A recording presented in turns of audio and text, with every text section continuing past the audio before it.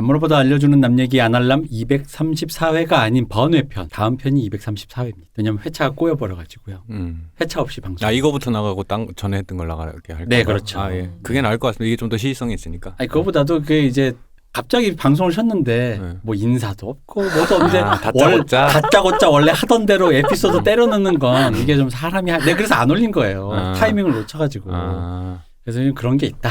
약간 그래서 어쨌든 그렇습니다. 그래서 오늘 와주신 아날람 초유의 이제 5명이 하는 방송. 자, 안녕하십니까 두둥실님. 안녕하세요. 안녕하십니까 박 박사님. 안녕하십니까. 안녕하십니까 한수성님. 안녕하세요. 오늘 처음 오신 윤 관장님. 안녕하십니까. 네, 안녕하십니까. 네, 이게 점잖은 듯하면서 되게 잘 터는 사람. 네. 자, 그래서 이제 이분은 약간 음악에 관련된 어떤 그런 얘기를 좀 해보겠다라는 건데 사실 뭐 음악 얘기라기보다는 사회 얘기이기도 하고요. 그 전에 제가 이제 어쨌든 우리 작년 얘기하는 거잖아요. 작년에 제일 제가 안타까웠던 소식은 그거였습니다. 작년 초였나요? 재작년 말이었나? 이시하라 사토미가 결혼한다 그랬을 때 충격을 받았는데 작년 말에 고마츠 나나가 결혼을 했어요. 그 일본의 가장 핫한 남자 배우 스다마사키랑 둘이 결혼했는데 그림 같은 둘이 결혼했죠. 그래서 보면서 일본도 구군이 다 했다. 이제 이렇게 이럴 일인가.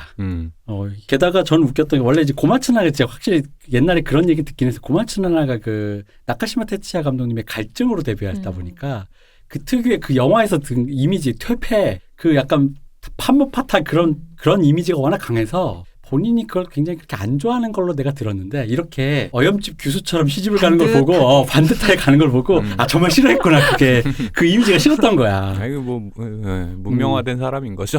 그렇죠. 특히 그 스다마사키를 제가 잘은 모르지만 그래도 그의 작품을 제가 꽤 많이 봤는데 그의 작품과 그의 언행을 봤을 때 고마츠나가 고른 남자 그 사람이라는 것은 약간 이제 그런 안정되고 되게 좋은 짝을 만나서 갔다라는 생각이 들어서 지드래곤이랑 스캔들이지 않았었나? 그런 게 이제 우리는 없었던 일로 좀 하시고. 네. 지드래곤은 축의금을 보냈겠죠. 조단 운동화 같은 거라도 하나 어떻게. 이제 그렇게 양국에 친선이. 네, 친선이 이렇게 또 결렬이 되었다. 그래서 어쨌든 그런 고마츠 나나의 결혼 소식이 저희 어떤 심금을 울리면서 이게 이럴 일인가. 일본도 구분이 다 했다는 걸 느끼고 이 방송을 일단 시작을 해보겠습니다. 이 비보. 그리고 일부에서 수정해 주실 게 있다고 우리 윤 관장님이. 네. 그 영화의 평점을 매기는 비용 총액이 1억 정도. 한 번에 1억이 아니라 네. 전체 거기에 해당되는 비용이. 네. 하지만 이거를 수정하기에는 제가 허튼 소리를 너무 많이 했기 때문에 그러니까 저의 어떤 신빙성을 낮추는 계기가 되었으면 하는 바람입니다. 대충 흘러들어라. 쟤는 아무 말이나 하는구나 이런 이미지로 가는 방송 게 전체가 사실 그런 건데. 아니 뭐 그렇죠. 우리 방송이 그런 방송이니까 적당히 걸러 들으시면 됩니다. 네, 그렇습니다. 그렇대더라. 뭐 왜냐면은 이게 사실 그렇잖아요. 단가라는 게 어디에선 다르고 우리가 만약에 오늘 녹음해서 모 배우가 얼마 불렀다라고 해도 다음 주에 갑자기 그 배우가 트위터에 뭔가 터지면서 단가가 반에 반토막이 될 수도 있는 거라서. 아니 뭐 그리고 우리 이거 들으시는 분들이 이 방송을 뭐 논문이나 기사에 인용할 건 아니잖아요. 네. 뭐 그런 아니 그런 느낌이 살짝 있었어. 있었어. 이게 내가 말을 할 수 없는데 살짝 그런 요즘은 위키에서도 뺏겨가다 보니까. 그렇다며 요즘에 레포트가. 이게 어디 팟캐스트 뭐 있잖아 이런 식으로 이렇게 막 잠깐 아득해지는 게 지금 참고문헌 인용 양식에 팟캐스트 인용 방법이 있었나라는 생각이 들어가지고 이렇게 이걸 인용을 하려고 할 수 있나라는. 제일 웃기는 게 딴소리 해도 돼요? 네, 잠깐 하십시오. 잠깐 해도 돼요? 요즘에 이렇게 댓글로 사람들이 게시판에 싸울 때 보면은 근거대 이러면 유튜브를 갖다가 링크를 달고 나무위키 링크 달고 이러잖아요. 그죠? 근데 유튜브나 나무위키가 다 그 쓴 사람들 뇌피셜이란 말이야. 근데 그걸 갖다가 하고서는 그 유튜브 고작 가져오는 게 뭐 근거가 그거야 이렇게 싸우다가 제일 마지막으로 나오는 끝판왕 레퍼런스 그 인용이 뭔지 아세요? 뭔데요? 법원 판결문. 그냥 우리나라가 그렇게 된 지 오래됐죠. 그러니까 뭐 법원 판결도 시대마다 바뀌고 여론 따라 바뀌는 건데 무슨 그게 진리의 정수인 양 가져다 놓고 아닥을 시키겠다고 하는 게 이렇게 가는 양상을 보면서 법원을 판사분들 제가 존경하지만 그건 아닌 것 같다. 김대중 사형? 반대합니다. 존경합니다. 항소 이유서 쓰겠습니다. 김대중 사형? 존경하네. 받아들여. 항소 이유서 쓰겠습니다. 그래 그렇게 됐습니다. 제가 이런 말을 한 건 시대가 시킨 거지 제가 한 말이 아닙니다. 아, 이거 그렇죠. 위험하다 이거. 비겁한 변명입니다. 이거 위험하다. 마치 귀족처럼 구는군요. 순식간에 지뢰를 10초 사이에 한 100개 정도 밟은 것 같은데. 괜찮습니다. 뭐 이 정도 지뢰야 우리가 늘 밟아왔던 거고. 그래서 지금부터 제가 하나 또 밟을 소재가 있습니다. 작년에 사실 제가 또 음악도 영화랑 비슷해요. 좋은 작품 꽤 있었는데 이게 그렇게 또 내가 굳이 무슨 칸느 영화제나 아카데미 시상식도 아닌데 올해 꼭 주최해서 꼭 상을 줘야 될 정도인가. 그렇다고 해서 못했다는 게 아니라 이젠 다들 잘한다. 잘한다. 근데 잘하는데 그래서 잠깐 음악도 그랬는데 그러다 보니 이제 의미가 있는 것만 몇 개를 꼽아봤어요. 일단 여기는 전에도 한번 살짝 지나가면서 얘기했는데 제가 작년에 가장 인상 깊었던 것 중에 하나는 역시 영화 상치 OST입니다. 그 저희가 전에 그 문센유랑 방송할 때 이 얘기를 했어요. 그 기지국가의 탄생이라는 책이 참 좋다. 그래서 이제 그 책 많이 읽어보시라고 거기에 보면 이제 미국 중심주의의 질서에서 한국과 일본이 어떻게 탄생하고 배경이 됐는가 이제 그런 얘기가 쭉 써 있는데 상치 OST가 바로 그거를 축약적으로 보여준다. 미국의 질서 하에 마블이라는 자본의 질서하에 아시아 주인공을 세우면서 음악을 동아시아에 있는 사람들을 유니진을 시켰다. 그래서 어떤 노래에서는 일본의 호시노겐과 자이언티가 같이 노래를 부르고 말 그대로 동북공정인지 대동아공인지 모르겠는데 뭔가를 이뤘는데 이 뭔가를 이룰 게 이 포스 이걸 강제한 포스 주체가 미국이다라는 거지.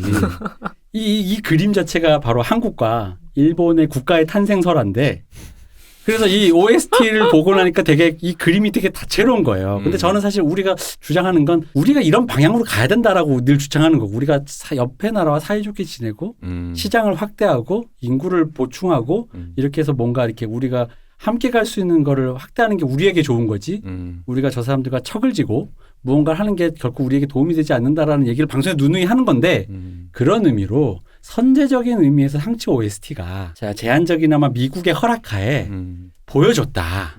이게 얼마나 아름다운가. 유나이티드 됐다. 그렇죠. 근데 여기서 제가 잠깐 아쉬운 거는 전에도 우리 얘기했잖아. 동북공정도 있고 대동공정도 있는데 이게 우리가 언어가 없어. 우리 환단곡이. 그게 판단은 너무 북쪽 얘기 같아서 그런가? 남쪽까지 포함해야 되니까. 임나임범 우리가 그러니까 그 용어가 없어. 야심의 용어가 없다. 야심의 용어. 일본은 대동아공영이요. 중국은 동북공정이면 한국도 이제 그 야심의 용어가 그래서 우리는 한국은 좀 약간 이렇게 근본 없이 한류. 아니지. 근본 없이 한국은 약간 갑자기 훅 찌르는 게 있잖아. 내 생각에 이거는 그렇게 하면 되겠지. 신식민지.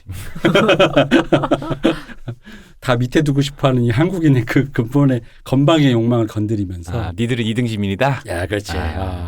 야심 돋네요. 야심 돋죠. 신식민지 전략. 어쨌든 그래서 이 동북공정인지 대동아공영인지 신식민지인지 모르겠으나 이 상치 OST가 굉장히 그 이제 면면을 보시면은 아마 음악 좋아하시는 분들은 되게 진짜 신기할 거예요. 아니 여기에 이 사람 이름이랑 같은 앨범에 같은 앨범에 듀엣도 하고 이렇게 뭐 들어가 있는 거예요 순서대로. 주인공은 양조위와 그 중국 그 친구인데 그래서 보다 보면은 이게 어쨌든 미국의 어떤 주체로 만들어진 거긴 하지만 이 질서라는 것은 우리가 좀 눈여겨볼 필요가 있고 이게 결코 나쁜 그림이 아니었기 때문에 우리가 좀 뭐라고 해야 될까 이걸 좀 뭐랄까 이게 그냥 흘려듣지 말고 이런 기획이 있었다.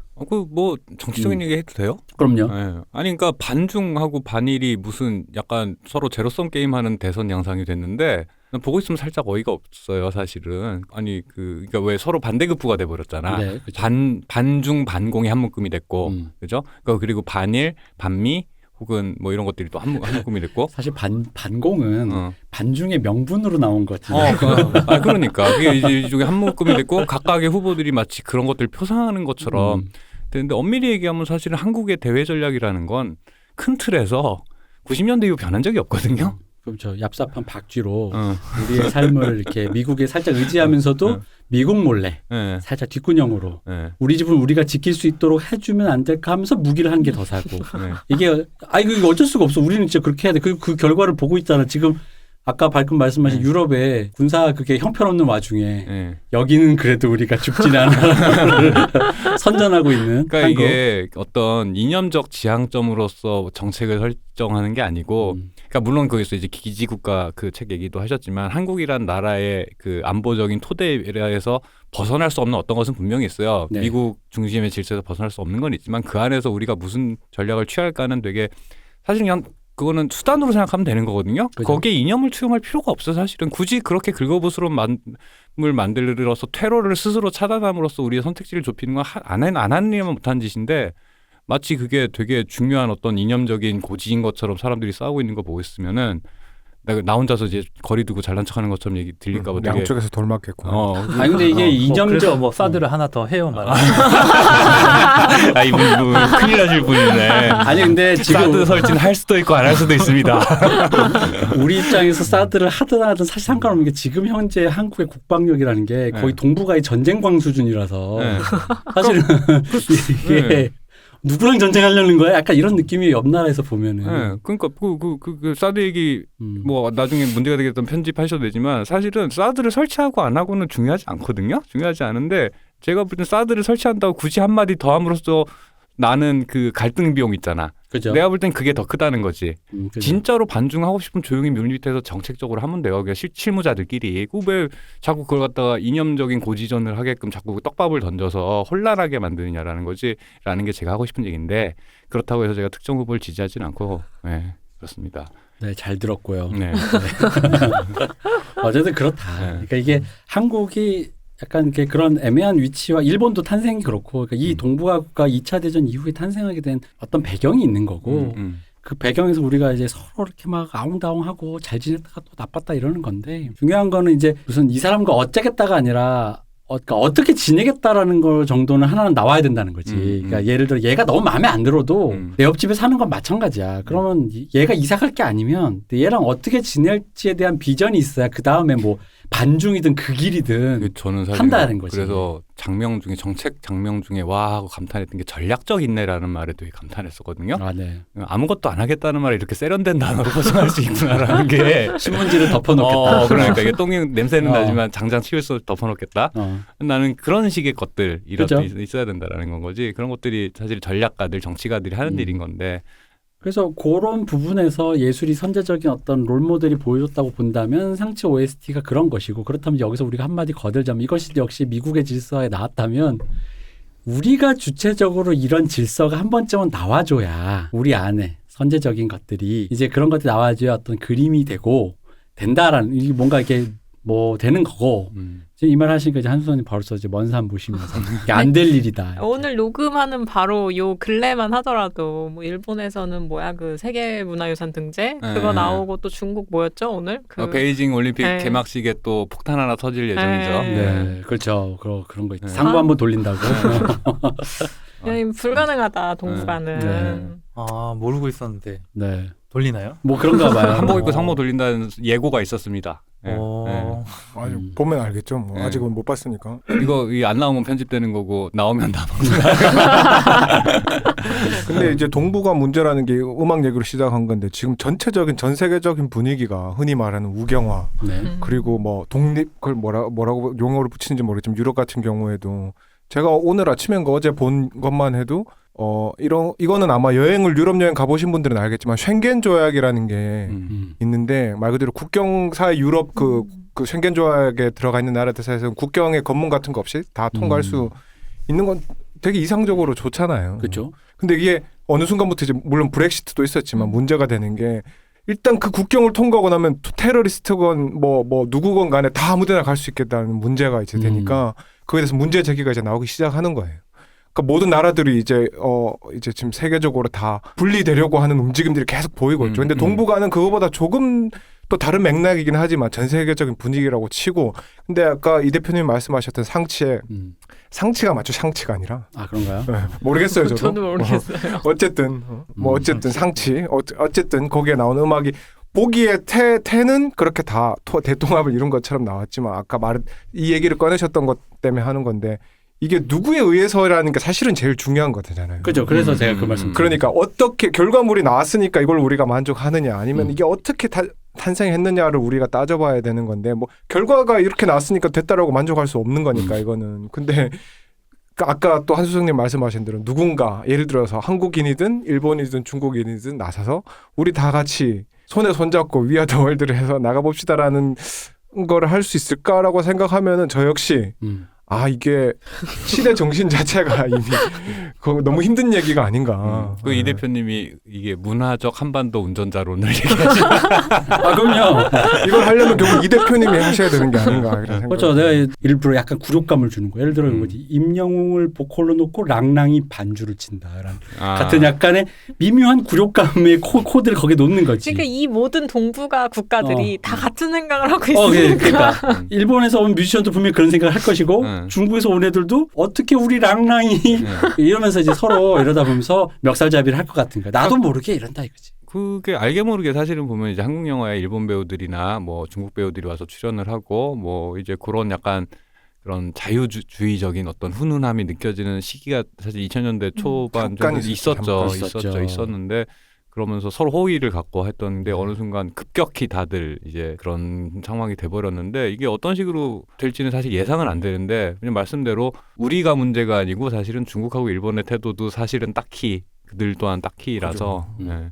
확실히 걱정되는 부분이 좀 있기는 하죠. 이게 우리나라 말로 우리나라 사람들 듣는 방송이니까 우리 이러면 안 된다고 말해도 우리가 아무리 바뀐다고 해서 저쪽에서 또 뭐가 액션이 없으면은 뭐 할 수가 없는 거니까 우리가 뭐 다 져줄 테니 그래 다 해보자는 안 되잖아요 솔직히. 그러다 보니까. 근데 문화적으로는 지금 한국이 친하게 지내자고 말하기 딱 좋은 타이밍 아니에요? 맞아요. 그런 그래서 그런 거예요. 그러니까 물밑에서 좋은 말씀하셨는데 물밑에서는 사실은 한국이라는 콘텐츠 생산지가 일종의 동아시아를 넘어서 아시아 전체 심지어 뭐 남미에서도 오니까 일종의 플랫폼화 된 것 같긴 해요. 막 옛날에 스타가 되고 싶은 사람들이 LA에 가고 뉴욕에 갔듯이 왜 유럽에 늘씬하고 잘생긴 애들은 뉴욕에서 카페 알바하면서 모델로 픽업되는 거 기다리듯이 그런 상황이 되긴 했는데 물밑에서 벌어지는 것과 그 대외 공식적 오피셜한 세계에서 그 정치적인 노선으로서 내세우는 게 괴리가 지금 제가 볼 땐 너무 큰 거예요, 사실은. 그리고 약간 이게 정서상의 문제도 사실 친하게 지내자는 제 기준 대국적 마인드거든요. 근데 저는 한 번도 대국의 시민인 적이 없었기 때문에. 그러니까 그게 인구수와 땅덩어리로 하지 말고 우리는 이제 한류의 시대잖아요. 우리를 전 세계 무대, 전 세계인 중에 한 명이라고 대국의 마인드. 인식을 대국적으로 하십시오. 대국의 시민인 적이 없었기 때문에. 아니 잠깐만 한수석이 이렇게 말하니까 그 박정희가 옆에서 그 저기 누가 그분이 김재규가 대국적으로 하랬을 때 그 말이 어떻게 들렸는지가 지금 이해됐어. 갑자기 이해가 안 나. 야 내가 대국의 대통령이 아닌데 어떻게 대국적으로 하니? 이 새끼. 그렇네. 그러니까 갑자기 이해가 나 다 이해됐어 진짜 지금. 듣자마자 그 생각이 스쳐지는 순간에 바로 총을 맞은 거 아니야? 그러니까 이것도 지뢰인가 이렇게 표현하는 것도. 아니 근데 많게 우리 계속 김재규에게 약간 이입해서 아니 진짜 대국적으로 좀 하지 좀 왜 그러는 거야 약간 이랬는데 이 말을 들으니까 박정희가 이해가 됐어. 근데 내가 대국식 그 한수석님께서 되게 좋은 그 지적을 하셨다는 생각이 드는 게 좀 대국적으로 했으면 좋겠어요. 그러니까 이 판단과 사고를. 근데 그러다 보니까 오히려 그 말이 겹치는 게 그러니까 우리가 대국 이게 뭐 문세님은 이렇게 표현하죠. 근대 시민으로서의 경험. 그리고 우리는 대국적인 경험 혹은 뭐 코스모폴리탄적인 세계 유럽인들이 갖고 있는 코스모폴리탄적인 약간 그런 감각, 지리적 감각. 이게 한국인이 이게 역사가 압축적으로 짧다 보니까 이게 이 세네 가지가 결여돼 있잖아요. 이 지리적 감각의 그거. 왜냐면 북이 막혀 있다 보니까 섬이잖아요. 섬 그냥. 뭐 동아시아를 뭐 이렇게 다녀본 적도 없고 뭐 그러다 보니까 그런 의미에서의 그거를 이제 그게 바로 소양인 그걸 키워야 되네. 그게 바로 대국인 거네. 그게 저는 웃기는 소리지만 여행 유튜버 보면서 그게 되더라고요. 그러니까 이게 뭐냐면 예를 들어서 요즘에 우리 즐겨보는 곽튜브도 그렇고 마니포틀도 그렇고 어쨌든 이 친구들이 사실은 평범하다면 평범의 범주에 있는 분들이잖아요. 이 두 분이. 근데 인도건 어디고 막 들쑤시고 다니면서 카자흐스탄 막 이런 들쑤시고 다니면서 왜 그 우리 어릴 때 해외 다니는 게 힘들던 시절에 되게 이제 진보 운동가들이 많이 쓰면 그곳에서 사람이 살고 있다라는 표현을 많이 썼단 말이지. 근데 그건 표어였다고 그냥 구호였다고. 근데 그곳에 사는 사람이라는 실체를 되게 그 나랑 비슷한 감성과 사고방식을 갖고 있는 사람들이 경험하는 걸 실시간으로 보고 나니까 그 방금 이 대표님이 말씀하시는 그 지리적인 감각 그리고 그런 문화적인 감각이라는 게 그냥 보고 있는데도 쌓이는 느낌이 확실히 있더라고요. 네, 맞아요. 예, 그러면서 이 코리아의 위상도 한번 확인을 하고 공도 한 사발씩 마셔주고. 근데 그건 중요한 게 자존감이라는 게 왜냐면은 제가 전에 옛날에 그 우리 댄스 그 여름에 뭐 이렇게 볼거리 컨텐츠 할 때 댄스 얘기할 때 했던 것처럼 옛날에는 댄스 대회 나가면 내 눈앞에 본토의 흑인이 춤출 때 애들이 쫄았는데 한국인 댄서가 워낙 대단한 사람들이 많다 보니까 그 흑인 댄서가 한국인 댄서를 보면서 위축돼서 나는 뉴비인데 이런 대단한 분 앞에서 배틀을 하다니라는 역전된 현상. 거기서 한국인 댄서가 팔짱 끼고 껄껄 웃으면서 마치 진짜 애한테 하듯이 더 해봐 약간 이런 이제 그런 것들이 역전이 되고 있다라는 거지. 근데 그게 이제 근데 거기서 중요한 거는 이건 우리가 이제 한수원님과 제가 얘기를 나누는 사석에서 얘기를 나누는 언젠가 방송 콘텐츠에서 다시 한번 할 얘기인데 내가 거기서 위계만을 느낄 건 아니고 그렇지. 내가 역시 우리가 이제 상전이 되었어가 아니라 이제사 같은 이제 반상에서 이제 뭐랄까 이제 이게 같은 상을 먹고 있다 이거야. 같이 이제 뭔가 일을 할 수 있는 시대가 되었다는 거지. 적어도 예전에는 우리가 그 지리적인 물리적인 감각적인 공간을 극복하지를 못해서 후진국의 예술가들이 후진국의 시민들이 그걸 해내려고 그게 좀 잘못 변질되다 보니까 세계 속에 우리 돼서 왜 이상 국뽕 그거 돼서 와 우리를 알아주셨어 이렇게 된 건데 갈아입고 하겠다고. 근데 그게 그러니까 제 입장에서는 저는 그거를 직접 가서 느껴본 시대별로 그러니까 제가 제일 처음 유럽 여행 갔을 때가 언제냐 그렇지. 여기서 전 세계 다 가봤어 하는 분 이분밖에 없죠. 비행기에서 담배를 필 수 있던 시절이었고 그리고 유로화가 생기기 전이었고 인터넷이 없던 시절에 제가 처음 유럽을 갔었잖아요. 그렇죠. 형이 가셨던 70년대는 그랬죠. 70년대 불가능했어 이 자식이. 어쨌든 반부로 갔다 오면 그때 당시에는 한국 사람이라는 것에 대한 관심이 1도 없던 시절. 그냥 아시아 대부분 중국인 취급이나 일본 사람 관광지에 가면 그랬던 시절이어서 그게 더 지나서 제가 10년 전쯤에 여행을 갔을 때가 어떤 시대였냐 그러면은 한국인이라고 내가 말하면 다 싸이의 강남스타일 춤을 내 앞에서 추던 시대였고 그게 10년이 됐구나 벌써. 그때 그리고 여행 말 무렵에 BTS가 갓 데뷔하고 그 다음에 저기 뭐 WS501이 해체를 가다 했을 때 그 막내 이름은 잘 모르겠는 막내 멤버가 제가 페루에 있을 때 그 거기에 혼자서 팬사인회를 온다고 온 시내에 그 사람의 포스터가 붙어있던 시대에서 이미 10년 전에. 10년 전에. 예. 그리고 이번에 제가 그리스랑 터키를 갔잖아요. 예. 그래가지고 얘기하다가 그 사람들이 저한테 우리 내년 같으면 웬만한 이렇게 정보가 잘 없는 나라 가면 다 칭챙총 뭐 치노 이렇게 불렀어요. 아시아인은 곧 중국인이고 왕서방 이런 거죠. 지금은 가면은 여전히 모르는 사람도 있지만 식당이나 이런 데서 대부분 사람들이 저를 기웃기웃하면서 묻는 사람들은 한국에서 왔냐고 물어요. 그러니까 이 사람들이 한국에 대한 인식이 생긴 거죠. 그리고 한국에서 왔다라고 하면 이제는 오징어 게임 봤다라고 하는 거예요. 그러니까 이게 계속 변하고 있는데 이제는 아까 이 대표님 말씀하신 대로 그렇다고 해서 내가 그러니까 물론 뭐 그 곽튜브나 이런 데서도 보겠지만은 젊은 친구들 중에 정말 한국 문화를 좋아하는 사람들한테는 같이 사진 찍어달라거나 이런 경우는 사실 흔하게 있는 그게 아니라 전 이번에 재밌었던 게 그리스에서 크레타 섬이라는 데 가서 그냥 짱 박혀 있었는데 거기서 그 할아버지랑 한참 동안 얘기를 했는데 이 할아버지가 한국 오징어 게임으로 얘기를 시작해서 한국에 대한 관심을 엄청나게 내가 한국 대단하다 뭐 그분이 BTS의 팬도 아닐 테고 이렇게 했지만 한국 문화에 대해서 내가 생각했던 것 이상으로 너무 많이 알고 있는 거예요 이미 그 한 60대 돼 보이는 노인분이. 그러니까 이 이제 분위기 자체가 완전 달라진 거죠. 그렇다고 해서 이제 한국이 뭐 대단한 뭐 중국, 일본 이상의 위상을 가졌다고 말 못하겠지만 그렇게 따지면 우리가 조금 대국적인 마인드를 국뽕으로 이렇게 소비하지 말고 대국적인 마인드로 가서 좀 지금 코로나 때문에 못 가지만 가서 보면 좀 느낄 수 있을 거예요. 근데 국뽕으로 느끼지 말고 대국적으로 말해 그거 어떻게 하냐고. 그러니까 이게 그 말씀을 빌리자면 다 내 밑에 깔아보고 싶은 그 욕망이 너무 큰 나머지 그걸 계속 국뽕으로만 소비할 뿐 그 대국적인 마음이란 무엇인가에 대해 아무도 고민하지 않는 것 같아요. 근데 그 대국적인 마인드라는 게 중국 가보면은 약간 그런 마인드가 있어요. 내가 대국이니까 약간 깔보는 마음에서 오는 아량이라는 게 있어 솔직히.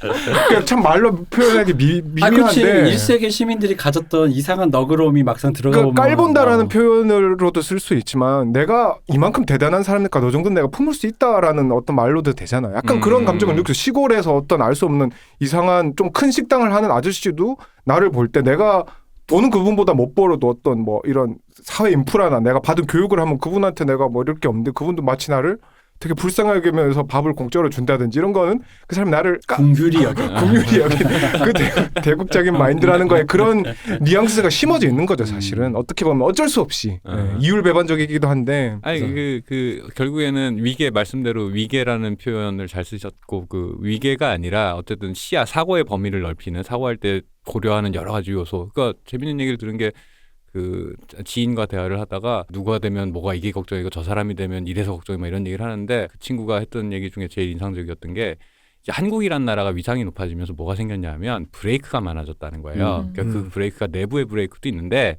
예를 들어 작년에 이제 문재인 정부에서 그 언론중재법인가 뭐 입법을 하려다가 미국에서 반대해서 중단됐잖아요.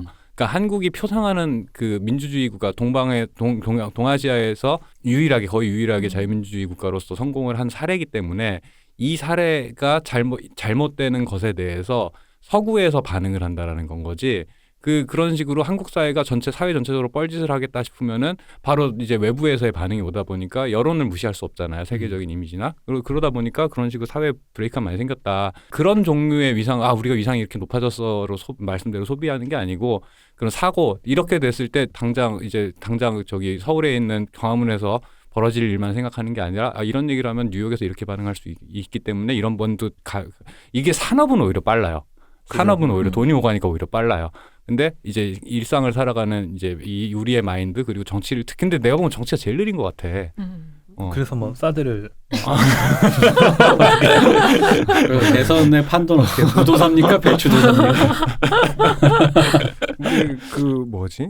방금 한 얘기를 듣다가 생각난 건데 아까 우리가 국뽕으로 소비한다는 걸 약간 이렇게 비웃듯이 말했는데 국뽕을 소비하는 인구 자체도 꽤 많지만 또 반대로 예를 들어 유튜브나 요즘에 어떤 그 컨텐츠들을 보면은 그 국뽕 자체를 싫어하는 그걸 자체를 조롱하는 듯한 것도 굉장히 많으니까 그게 정확하게 우리가 수치적으로 통계를 해서 국뽕을 좋아한다 아닌다를 우리가 확인해 본 적은 없지만 그냥 국뽕이 우리가 너무 심해서 이게 너무 악영향이 크다라고 말할 수준이 이제 아닌 것 같아요. 왜냐하면 그에 대한 반작용도 이미 충분히 생겨나고 있고 그렇다면 우리가 오히려 지금 대국적인 마인드를 사실은 우리도 모르게 갇혀가고 있는 게 아닌가. 우리 스스로를 단속하면서 우리가 이만큼 크고 있는데 야 이렇게 함부로 행동하지 말자라는 거 사실은 우리 스스로 이제 필터링을 하고 있는가라는 생각도 가끔씩 들어요. 요즘 하는 어떤 보이는 것들을 보다 보면 시간이 지나면 뭐 저절로 갖춰지는 어떤 것들이 있겠죠. 네. 문화 쪽은 확실히 이제 이게 국뽕이다라고 말하지 않아도 충분히 좀 힘을 갖춘 건 뭐 너무 수치상으로 너무 분명하기 때문에 그러니까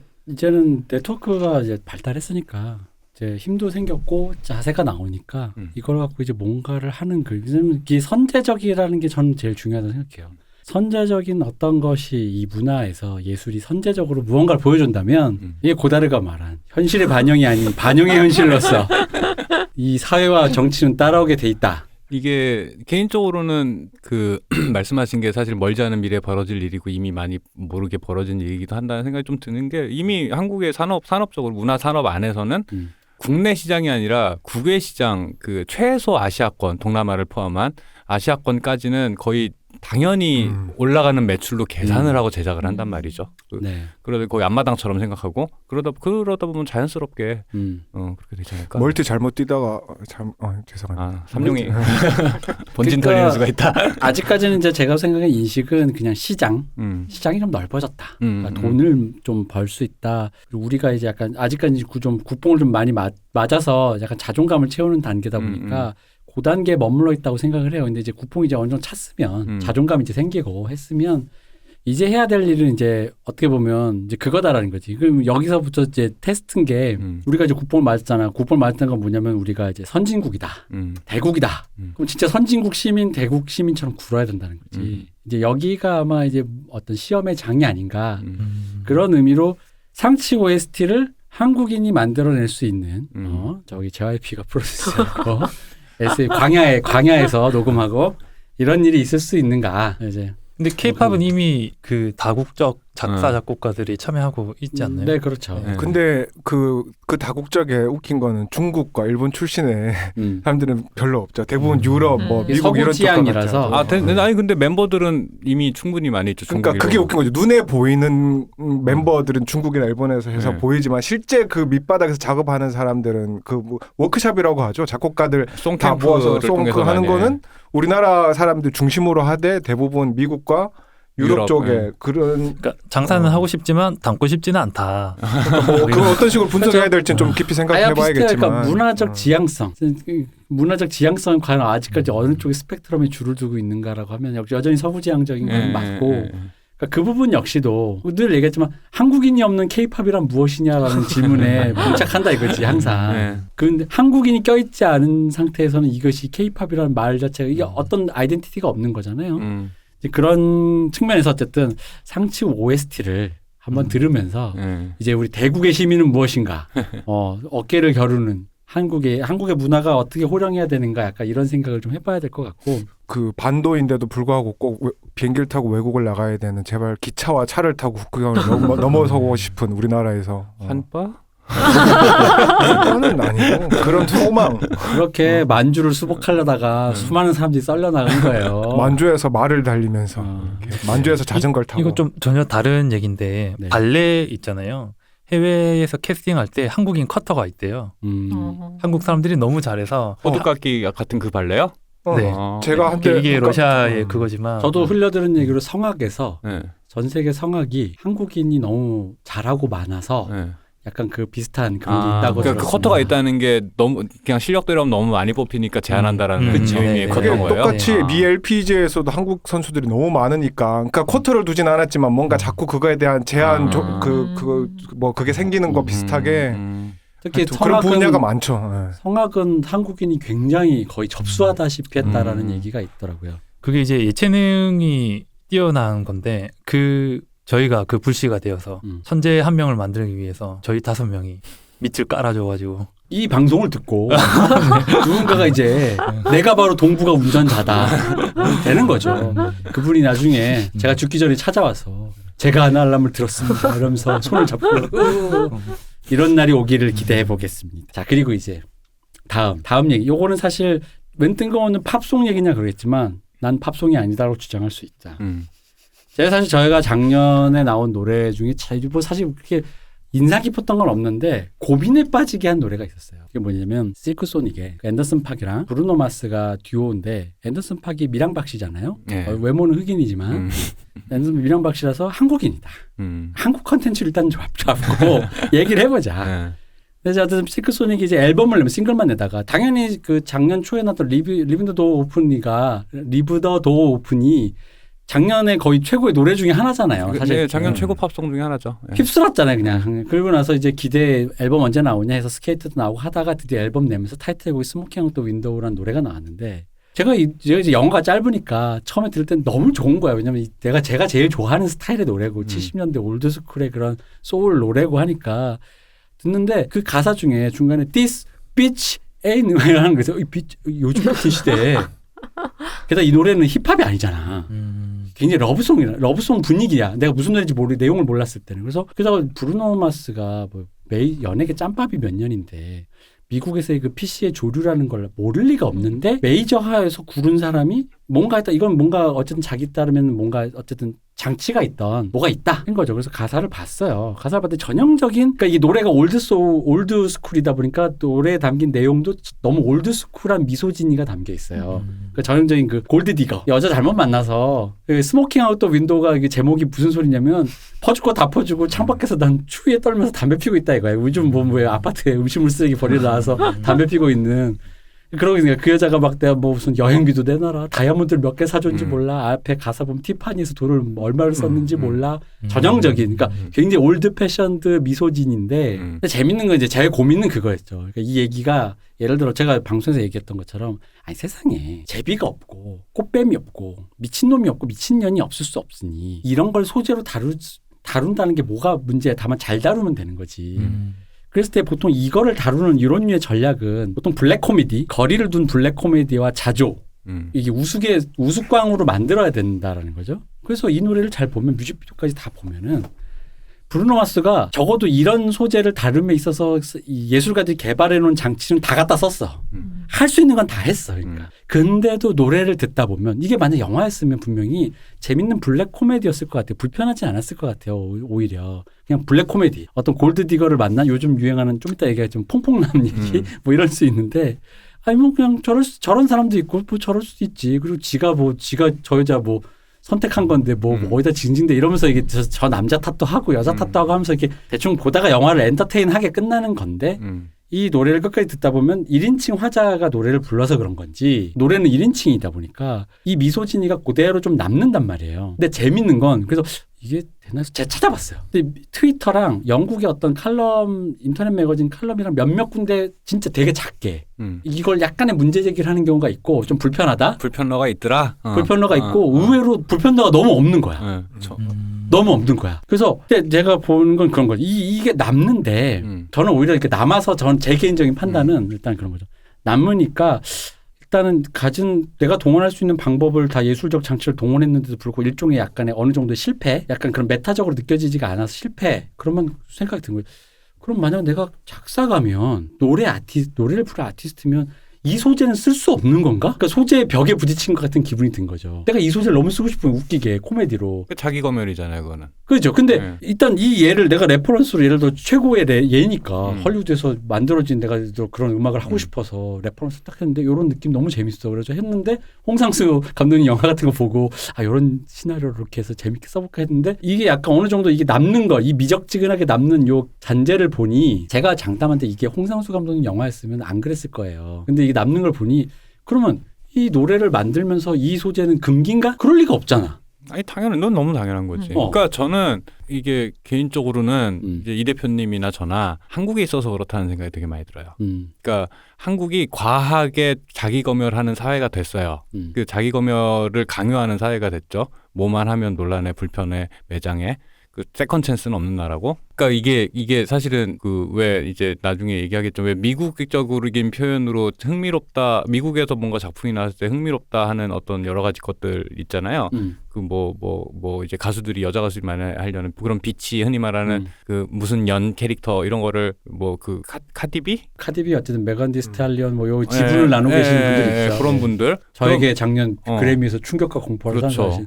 내 눈.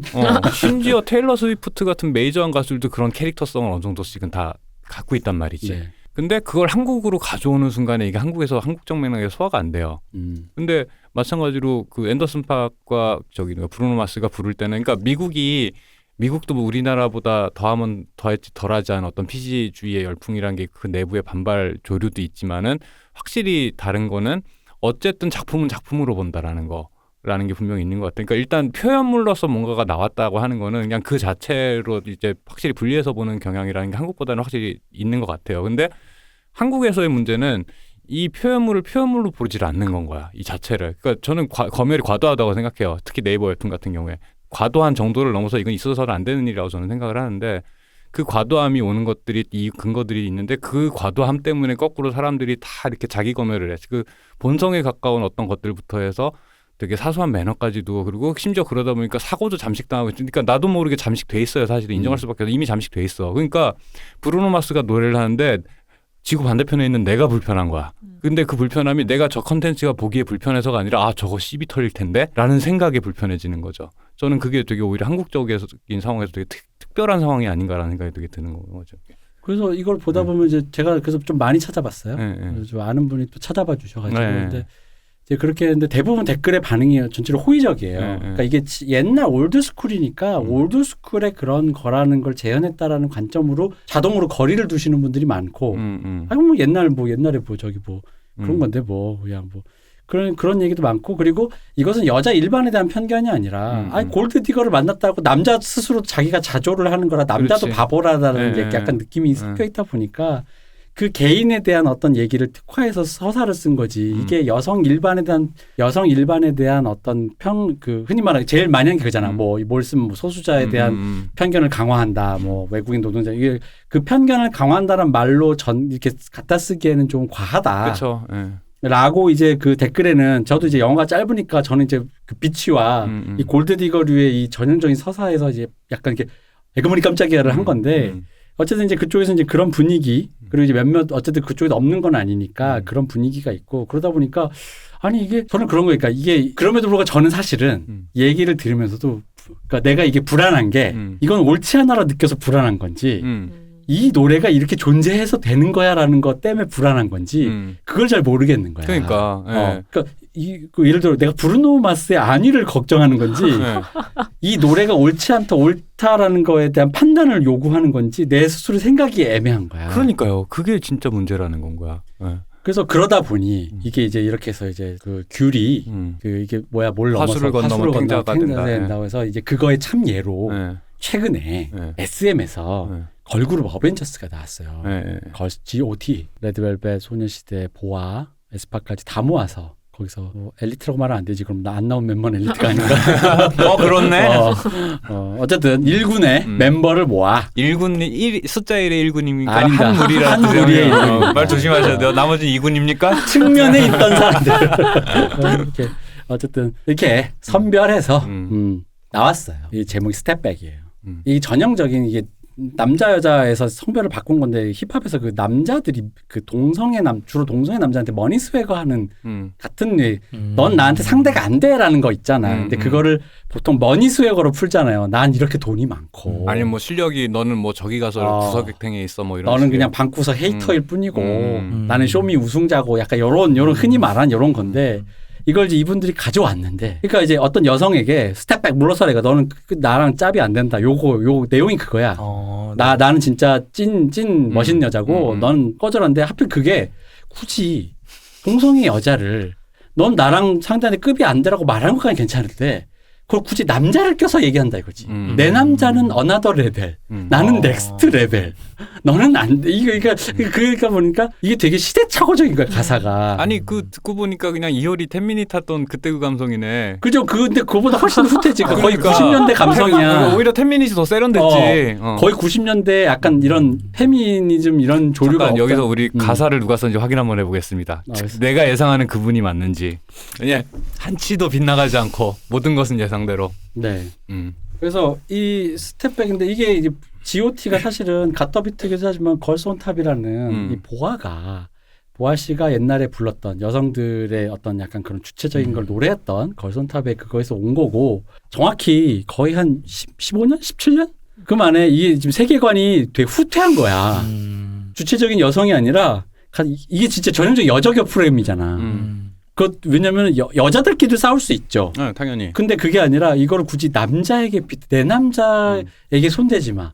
내 남자는 급이 달라. 그러니까 급이 달라. 나도 급이 달라. 너는 급이 안 돼. 말씀하신 그 여자끼리의 서로 디스하고 싸울 때 제일 멋있는 얘기가 사실 전소연 씨가 그 언프리티 나왔을 때였잖아요. 전설이죠, 그거. 네. 근데 그것조차도 거기까지도 못 갔다는 거 아니야. 거기까지가 아니라 거기까지 가면 이미 이분들은 저기 승천하시는 건데 거기까지가 아니라 아까 되게 10미닛도 못 가고 주체고 나발이고가 뭐가 아니고 이게 말 그대로 그냥 정말 그러니까 남성을 가질 만한 자격이 된다. 이게 사실 그러니까 옛날에 크리스틴 스튜어트가 이거 들은 얘기인데 성별만 바꿔서 센 걸크러쉬 하는 거 솔직히 질린다 그랬거든요. 네, 좀 그러니까. 이렇게 약간 왜냐면 그러니까 그러면서 이제 코난 오버레이 뭐냐면 그러니까 이런 거 하면서 이렇게 예를 들었더니 클린트 이스트우드한테 갈 시나리오인데 이름만 바꿔서 너한테 온 거 약간 이런 느낌이잖아.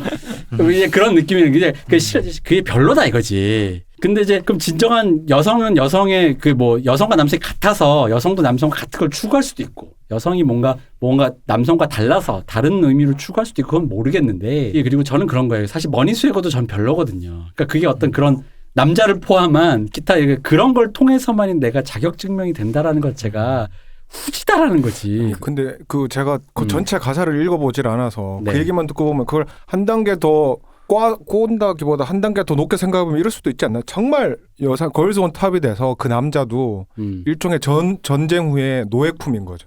그러니까 대상화 시켰어. 맞아요. 그러니까 그것도 문제라는 거죠. 그 트로피잖아요. 트로피. 그게. 그러니까 트로피는 뭔가 이제 뭐 내가 이뤄낸 것을 얻는다라면 그냥 싸워서 널려 있는 것 중에 내가 너보다 더 강한 여자니까 이건 내 거야. 그냥 물건 일종의 물질화 한다고 생각하면은 오히려. 근데 그것조차도 페미니즘에서는 남자들로 바꾸면 바로 답이 나오는 게 그걸 여성을 트로피로 대상화한다. 대상화. 그녀는 내 거, 나에게 소유자, 내가 취할 수 있는 그 나의 그거야라는 게 이게 아니 근데 뭐 어쨌든 이게 어떤 페미니즘의 어떤 그걸 찬양한 노래는 아니고 일종의 그런 그 위세. 나 이런 걸 따진다고 치면은 나름 그 가사를 쓰신 그분께서는 정말 여성의 가장 끝으로 강할 수 있는 게 뭔가를 생각해 봤을 때 뭐 이렇지 않나 뭐 그러니까 근데 지금 최대한 미화해서 저는 한번 게다가 생각을 여적의 해보거든요. 프레임이 너무 적나라한 게 예를 들어 그러니까 내가 그 남자에게 더 어울려 정도로 끝났으면 차라리 난데 이 가사를 보시면 보세요. You must step back. 어델 봐. 너 감히 누구라고 날 제껴. 이쯤에서 물러나고 입 닫는 게 좋을 걸. 세죠. 아니면 어디 한번 기어 올라와 보던가. 널 짝사랑을 했었니? 소꿉장난처럼 어릴 때 앵간히 끼를 좀 네가 부렸겠니? 소시적의 추억팔이 이거 소녀시대 태연 씨가 하는 가사입니다. 소시적 추억팔이 그리 재밌니? 그러더니 이제 레드벨벳의 wendy 씨가 합니다. 그 자기 그룹 이름을 이렇게 라임을 하는 거죠. 내 난잠 지금 어나더 레벨. 너 따윈 꿈도 못 꿀 레벨. 그리고 나서 이제 에스파의 윈터 씨가 나와서 에스파는 넥스트 레벨이잖아요. 그래서 날 가진 그런 넥스트 레벨. 보다시피 어나더 레벨. 돈 브링이 투미 꺼져줘. 요거를 요렇게 전체 문제적으로 그러니까 제가 한 말은 그냥 헛소리였네요. 네, 그렇습니다. 아니 이게 내가 옛날부터 잠깐 여기까지만. 요거 그다음 가사는 진짜 심해요. 내 거에서 손 떼너 다시 태어나도 안 될 걸 착한 남자들에게 너는 독배 같은 것. 마실수록 외로워. 이거 모든 게 종합되어 있는데요. 그러니까 우리가 하지 말라는 맞아요. 미소진이 하지 말라는 게 여기 다 들어가 있어요. 나는 개인적으로 이런 말 쓰기 싫지만 정말 빠았네요. 맞아요. 네, 빠았는데 이 빠음이 제가 작년에 있지 노래에서 보면은 거기 또 박진영 씨가 썼죠. 네. 가사를 보면은 중간에 여우 같은 뭐 어쩌고 뭐 이런 가사가 있어요. 나는 여배우 뭐 이런 게 있어요. 근데 보고 있으면은 그게 딱 그 배드걸 국거라던 시절에 박진영 스타일 가사 그것도 벌써 몇 년 전이야. 그렇죠. 그러니까 이게 그 여성의 주체성이라는 것을 얘기할 때 여성의 주체성을 그러니까 이런 거야. 유영진, 박진영 같은 50이 넘은 아저씨가 이제 20살도 안 된 멤버도 있잖아요, 여기. 그죠? 20살도 안 된 2000년생 여성이 2000년대에 태어난 여성이 노래를 하는데 지들이 빙의해서 그 가사를 썼어. 아버지뻘이잖아, 아버지뻘. 그러면 이거는 자기가 딸이 원하는 건가? 그러니까 이게 뭐냐면 이게 되게 그러니까 단순히 올드하다 안 하다를 떠나서 애초에 그냥 안 맞아요. 이 상황 자체가 안 맞아요. 그러니까 이게 옛날에 보아 허리케인 비너스 나왔을 때도 내가 짜증났던 게 그 전에 걸손탑 허리케인 비너스 나오고 있는데 그 전에 보아라는 사람이 표상하는 캐릭터가 있는데 거기에 갑자기 이제 하는 게 되게 너무 1차원적인 건가? 약간 이 유영진 씨가 약간 그런 게 있잖아요. 약간 사회 비판 메시지를 꼭 넣어야 된다라는 강박이 있단 말이죠. 외국 노래를 듣다가. 왜 그런지 외국 노래를 듣고 있는데 갑자기 한국의 사회 문제를 이렇게 뭐 온갖 때 뭐 환경 문제부터 해가지고 뭐 이렇게 하시는데 약간 가요는 안 들어요. 되게 강박적으로 듣는단 말이지. 근데 그걸 좀 더 세련되게 하는 분이 사실은 박진영 씨인데 박진영 씨가 그러니까 이런 거예요. 예를 들어 트와이스가 성숙한 모습을 보여주기 위해서 이런 노래를 냈어. 근데 이 성숙한 자기 캐릭터를 표현하는 게 뭐냐? 박진영이라는 필터를 거친 가사를 갖고 그걸 표현을 한단 말이야. 그럼 그게 성장이냐라는 거지. 박진영이 바라볼 때 얘들이 이렇게 변했다라는 것밖에 안 된다라는 거지. 박진영 메타버스죠, 뭐. 그러니까 그거 보고 있으면은 그런 것들이 어떤 컨텐츠의 진정성이라는 측면의 문제가 아니고 컨텐츠의 완성도를 떨어뜨려요. 이 사람들이 이 캐릭터들이 나와서 하는 노래의 뉘앙스라 뎁스라는 게 있는데 유영진 같은 사람이 나와가지고 좀 완벽 말씀하신 대로 그냥 온갖 지뢰 다 밟아가면서 지뢰란 다 밟아서 또 박선석희 씨 말대로 처음부터까지 하나도 안 맞아. 그러니까 제가 이 가사를 왜냐면 저도 좋아하니까 좋아하는 사람들이 나오는 이거를 기대했어요. 나온 날 진짜 내가 기다려서 봤어. 뮤비 드디어 나왔다 너무 궁금해 딱 봤는데 가사가 잘 안 들리니까 처음에 그냥 듣다가 가사를 이제 딱 보는데 가사가 이게 이래도 되는 거야? 약간 이런 거 있죠. 아까랑 똑같아. 내가 지금 그거 헷갈리는 거지. 이게 옳다 그르다를 내가 따지는 건지 지금 내가 사랑하는 이 뮤지션들의 안위를 걱정하는 건지 모르겠는 거야. 너희들 지금 괜찮니?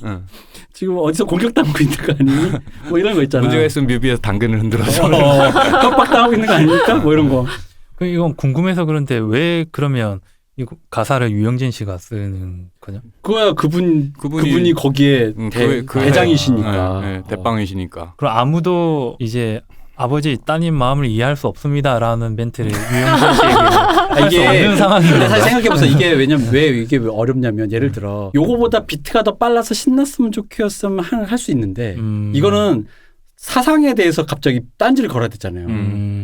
너님 시나리오가 빠았다고요라고 말하면 좀 웃기잖아요. 근데 시나리오가 예를 들어 시나리오를 써왔는데 그냥 후반부 하이라이트가 좀 더 차가 좀 등장하고 이런 거는 아이디어로 얘기를 할 수 있는데 시나리오 아예 주제가 이거 이러는 이제 말을 할 수 없으니 강재규 감독님한테 네, 그렇죠. 올드하십니다 이러면 박철욱 감독님이 하겠다는데 그러니까 여기서 아까 아. 박진영 씨가 있지나 트와이스를 통해서 구현하는 여성 주체적인 여성이라고 하는 판타지 마찬가지 버전이에요. 이것도 유영진이 생각하는 주체적인 여성이라는 판타지인 건 거야. 이미 머릿속에서 한번 대상화가 된 상태에서 그거를 갖다 가상으로 다시 한번 시대의 조류에 맞춰 유행 적당히 따라간 표현으로 이렇게 가는 건데 근데 거기에서 말씀하신 대로 여기서 가져온 모티브는 그 아까 브루노 마스가 부른 거에 여성 버전 그 브루노 마스가 그런 마초 빠은 마초 캐릭터를 노래를 했다면 반대편에 미국에서는 카디비 같은 그 비치 캐릭터가 있는데 그걸 한국적으로 로컬라이징해서 가지고 오고 싶은데 여성도 아니고 남성인 상태에서 심지어 아버지 뻘이 자기 딸에 대해서 주체적인 여성이라는 환상을 판타지라는 필터를 통해서 한 번 더 걸러지니까 이게 지금 몇 쿠션을 먹은 거야 이게 벌써. 그러면 이 스텝백 가사에 대한 어떤 인터넷의 어떤 그런 반응 같은 게 있나요? 당연히 반응이 처음에 이제 왜냐하면 이 걸그룹이 나온다고 했을 때 당연히 여성 팬분들은 기대가 많았어요. 당연하죠. 아 그렇죠. 요즘에 뭐 수우파니 뭐니 해서 그런 센 여성 캐릭터에 대한 소구가 있단 말이야. 그래서 이 엄청 게다가 이분들은 전적이 화려하신 분들이니까 기량이 검증되신 분들. 이분들이 모여서 뭔가를 한다. 그 여성이다. 뭐 뭐든 요즘에 좋아할 만한 어떤 키워드가 다 있죠. 그래서 이렇게 했는데 당연히 가사를 듣고 여성분들이 굉장히 놀란 거예요. 실제로 반응이 좀 더 아까 그 스모킹 더 윈도우보다는 훨씬 더 반응이 격렬했어요. 아니 거의 뭐 이런 거 있지. 언니 미쳤어. 약간 이런 분위기 있잖아. 유영진이 썼으니까 오빠 미쳤어. 그러니까 이게 여기서 할배.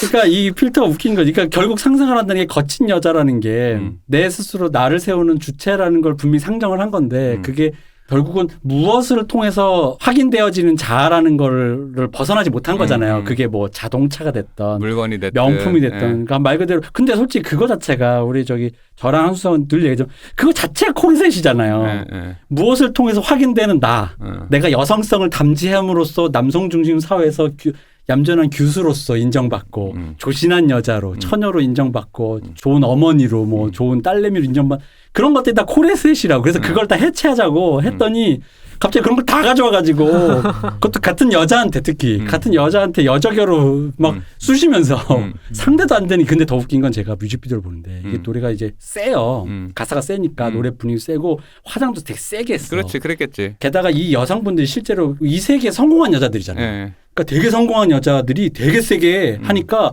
너무 진짜 아까도 이거 똑같아. 리얼리즘이 충돌하면서 되게 진짜 같은 거야. 보고 있으면 약간 왜 나한테 화내지 뭐 이런 느낌이. 그러니까 진짜로 성공한 예를 들어 이부진 같은 분이 정색하고 저거 치워하는 것 같은.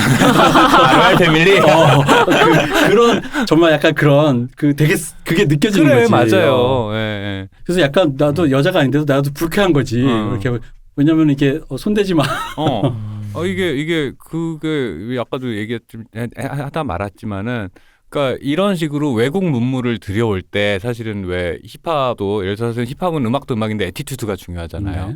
근데 그 애티튜드까지 수입을 해왔는데 문제는 강남에서 되게 좋은 환경에서 잘 배우고 잘한 분들이 갑자기 애티튜드를 수입해 오니까 생기는 괴리감 있잖아. 그렇죠. 그거랑 비슷하게 이런 식으로 괴리가 생기는데 그거 자체는 사실 그럴 수 있다고요. 그건 로컬라이징 되는 과정이라고 생각을 할 수가 있는 것 같은데 근데 그 과정 안에서 사실은 그 괴리를 메꿔내는 분들이 사실은 대부분 되게 좋은 아티스트들이 됐거든요. 그렇죠. 근데 이제 이 과정에서 지금 한국에서 비치 캐릭터를 가져오려고 지금 애를 무던히 많이 쓰는데 여러 혼란들이 아직 있죠. 진짜 이제 삶과 그걸 구분하지 못하다던가 혹은 뭐 이거를 캐릭터한다 로컬한 상황을 갖다가 잘 소화했다든 하는 케이스 난 아직은 못 본 것 같아. 왜 그러냐? 대부분 한국에서 이런 종류의 캐릭터화가 가장 적극적으로 필요한 것은 오히려 캐릭터가 필요하기 때문에 아이돌이 더해서 그것도 많이 소구하는데 문제는 그 아이돌을 생산하는 사람들이 유영진, 박진영, 양현석인 거야. 70년대 초반생 혹은 60년대 후반생 아저씨들인 건가.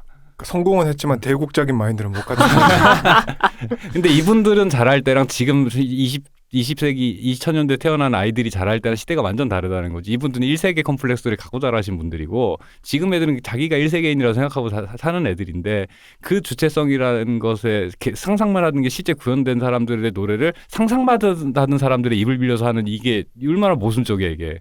그 멤버들이 사실은 퍼포머들이고 크리에이터들이 아니다 보니까 오는 그 불균질함이라는 것도 있는 거고 그 그쵸. 본인들이 어떤 목소리를 내서 이거에 대해서 할 수 있는 그 어떤 시스템이 아니고 지금 그 판에서 물론 태연 씨 정도 되면은 어느 정도 포지션으로 충분히 가능할 것 같은데 그 회사의 뭐 어떤 분위기라든지 뭐 이런 거 우리가 알 수가 없으니까 아니 근데 게다가 그 굉장히 글로벌한 그 어떤 전략을 취하고 있는 회사에서 이게 필터링이 안 됐다는 것 자체가 난 사실 한 번에 생각을 해봐야 된다고 생각해요. 그건 그렇죠. 이게 그냥 어마한 장사미사 무슨 중소 그런 데서 자기들끼리 그냥 작사를 잡고 야 이거 재밌지 않냐 이러면서 쓴 것도 아니고 나름 대형 회사고 주목받는 회사고 글로벌이고 멤버들을 다 모아서 그 아니, 멤버들 모으고 그 뭐지 그 태민 씨하고 그 왜 남자 버전 있었잖아 그거 그 태민 씨하고 저기 뭐야 뭐 저기 슈퍼엠? 그래 슈퍼엠에서도 슈퍼엠. 근데 그것도 미국 시장 노리고 했잖아요. 음. 근데 이것도 마찬가지로 아마 해외를 많이 의식하고 한 걸 텐데 네.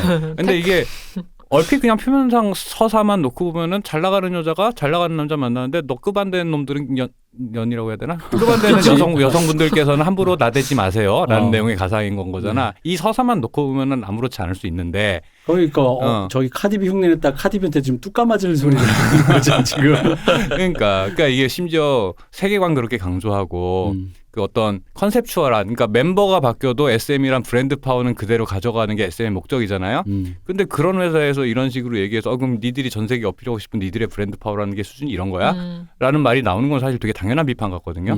그러니까 이거는 왜냐면 당연히 우리 내부에 소구되는 것에서도 문제가 될 법한데 이게 지금 사실 글로벌한 거고 당연히 그러니까 글로벌 스탠다드로 봤을 때 굉장히 시대 착오적이라고 표현도 너무 이거 거의 역행이에요. 역행. 아니 사실은 이거는 시대의 문제가 아니고 그냥 퀄리티의 문제인 것 같아 그냥. 맞아요. 네. 그러니까 이제는 그 정도는 고려해야 되는 퀄리티인데 지금 아무것도 고려가 안 되고 그러니까 안에 보면 재밌는 게 가사에 아까 이제 태연 씨가 부르기 때문에 소시적 추억팔이라는 날 나고 뭐 이렇게 레드벨벳 member 보니까 레벨 하고 이제 넥스트 레벨 어너더 레벨 하면서 이렇게 말장난 이게 라임을 잘 맞추고 이게 되게 정교하게 재밌게 잘 해놨다고. 그러니까 그렇게 가사에 신경을 썼는데 정작 이 가사가 뭘 지칭하는지에 대해서 아무도 지금 놓쳤다라는 게 그것도 다른 데도 아니고 SM에서 저런 최정예 멤버를 모아서 만들어낸 곡이 이랬다는 거는 이거는 되게 좀 생각을 해봐야 된다는 거지. 근데 어떻게 보면 이 엔터 산업이 이세 경영이 아주 어려운 산업으로 네, 그렇죠. 알려져 있잖아요. 그래서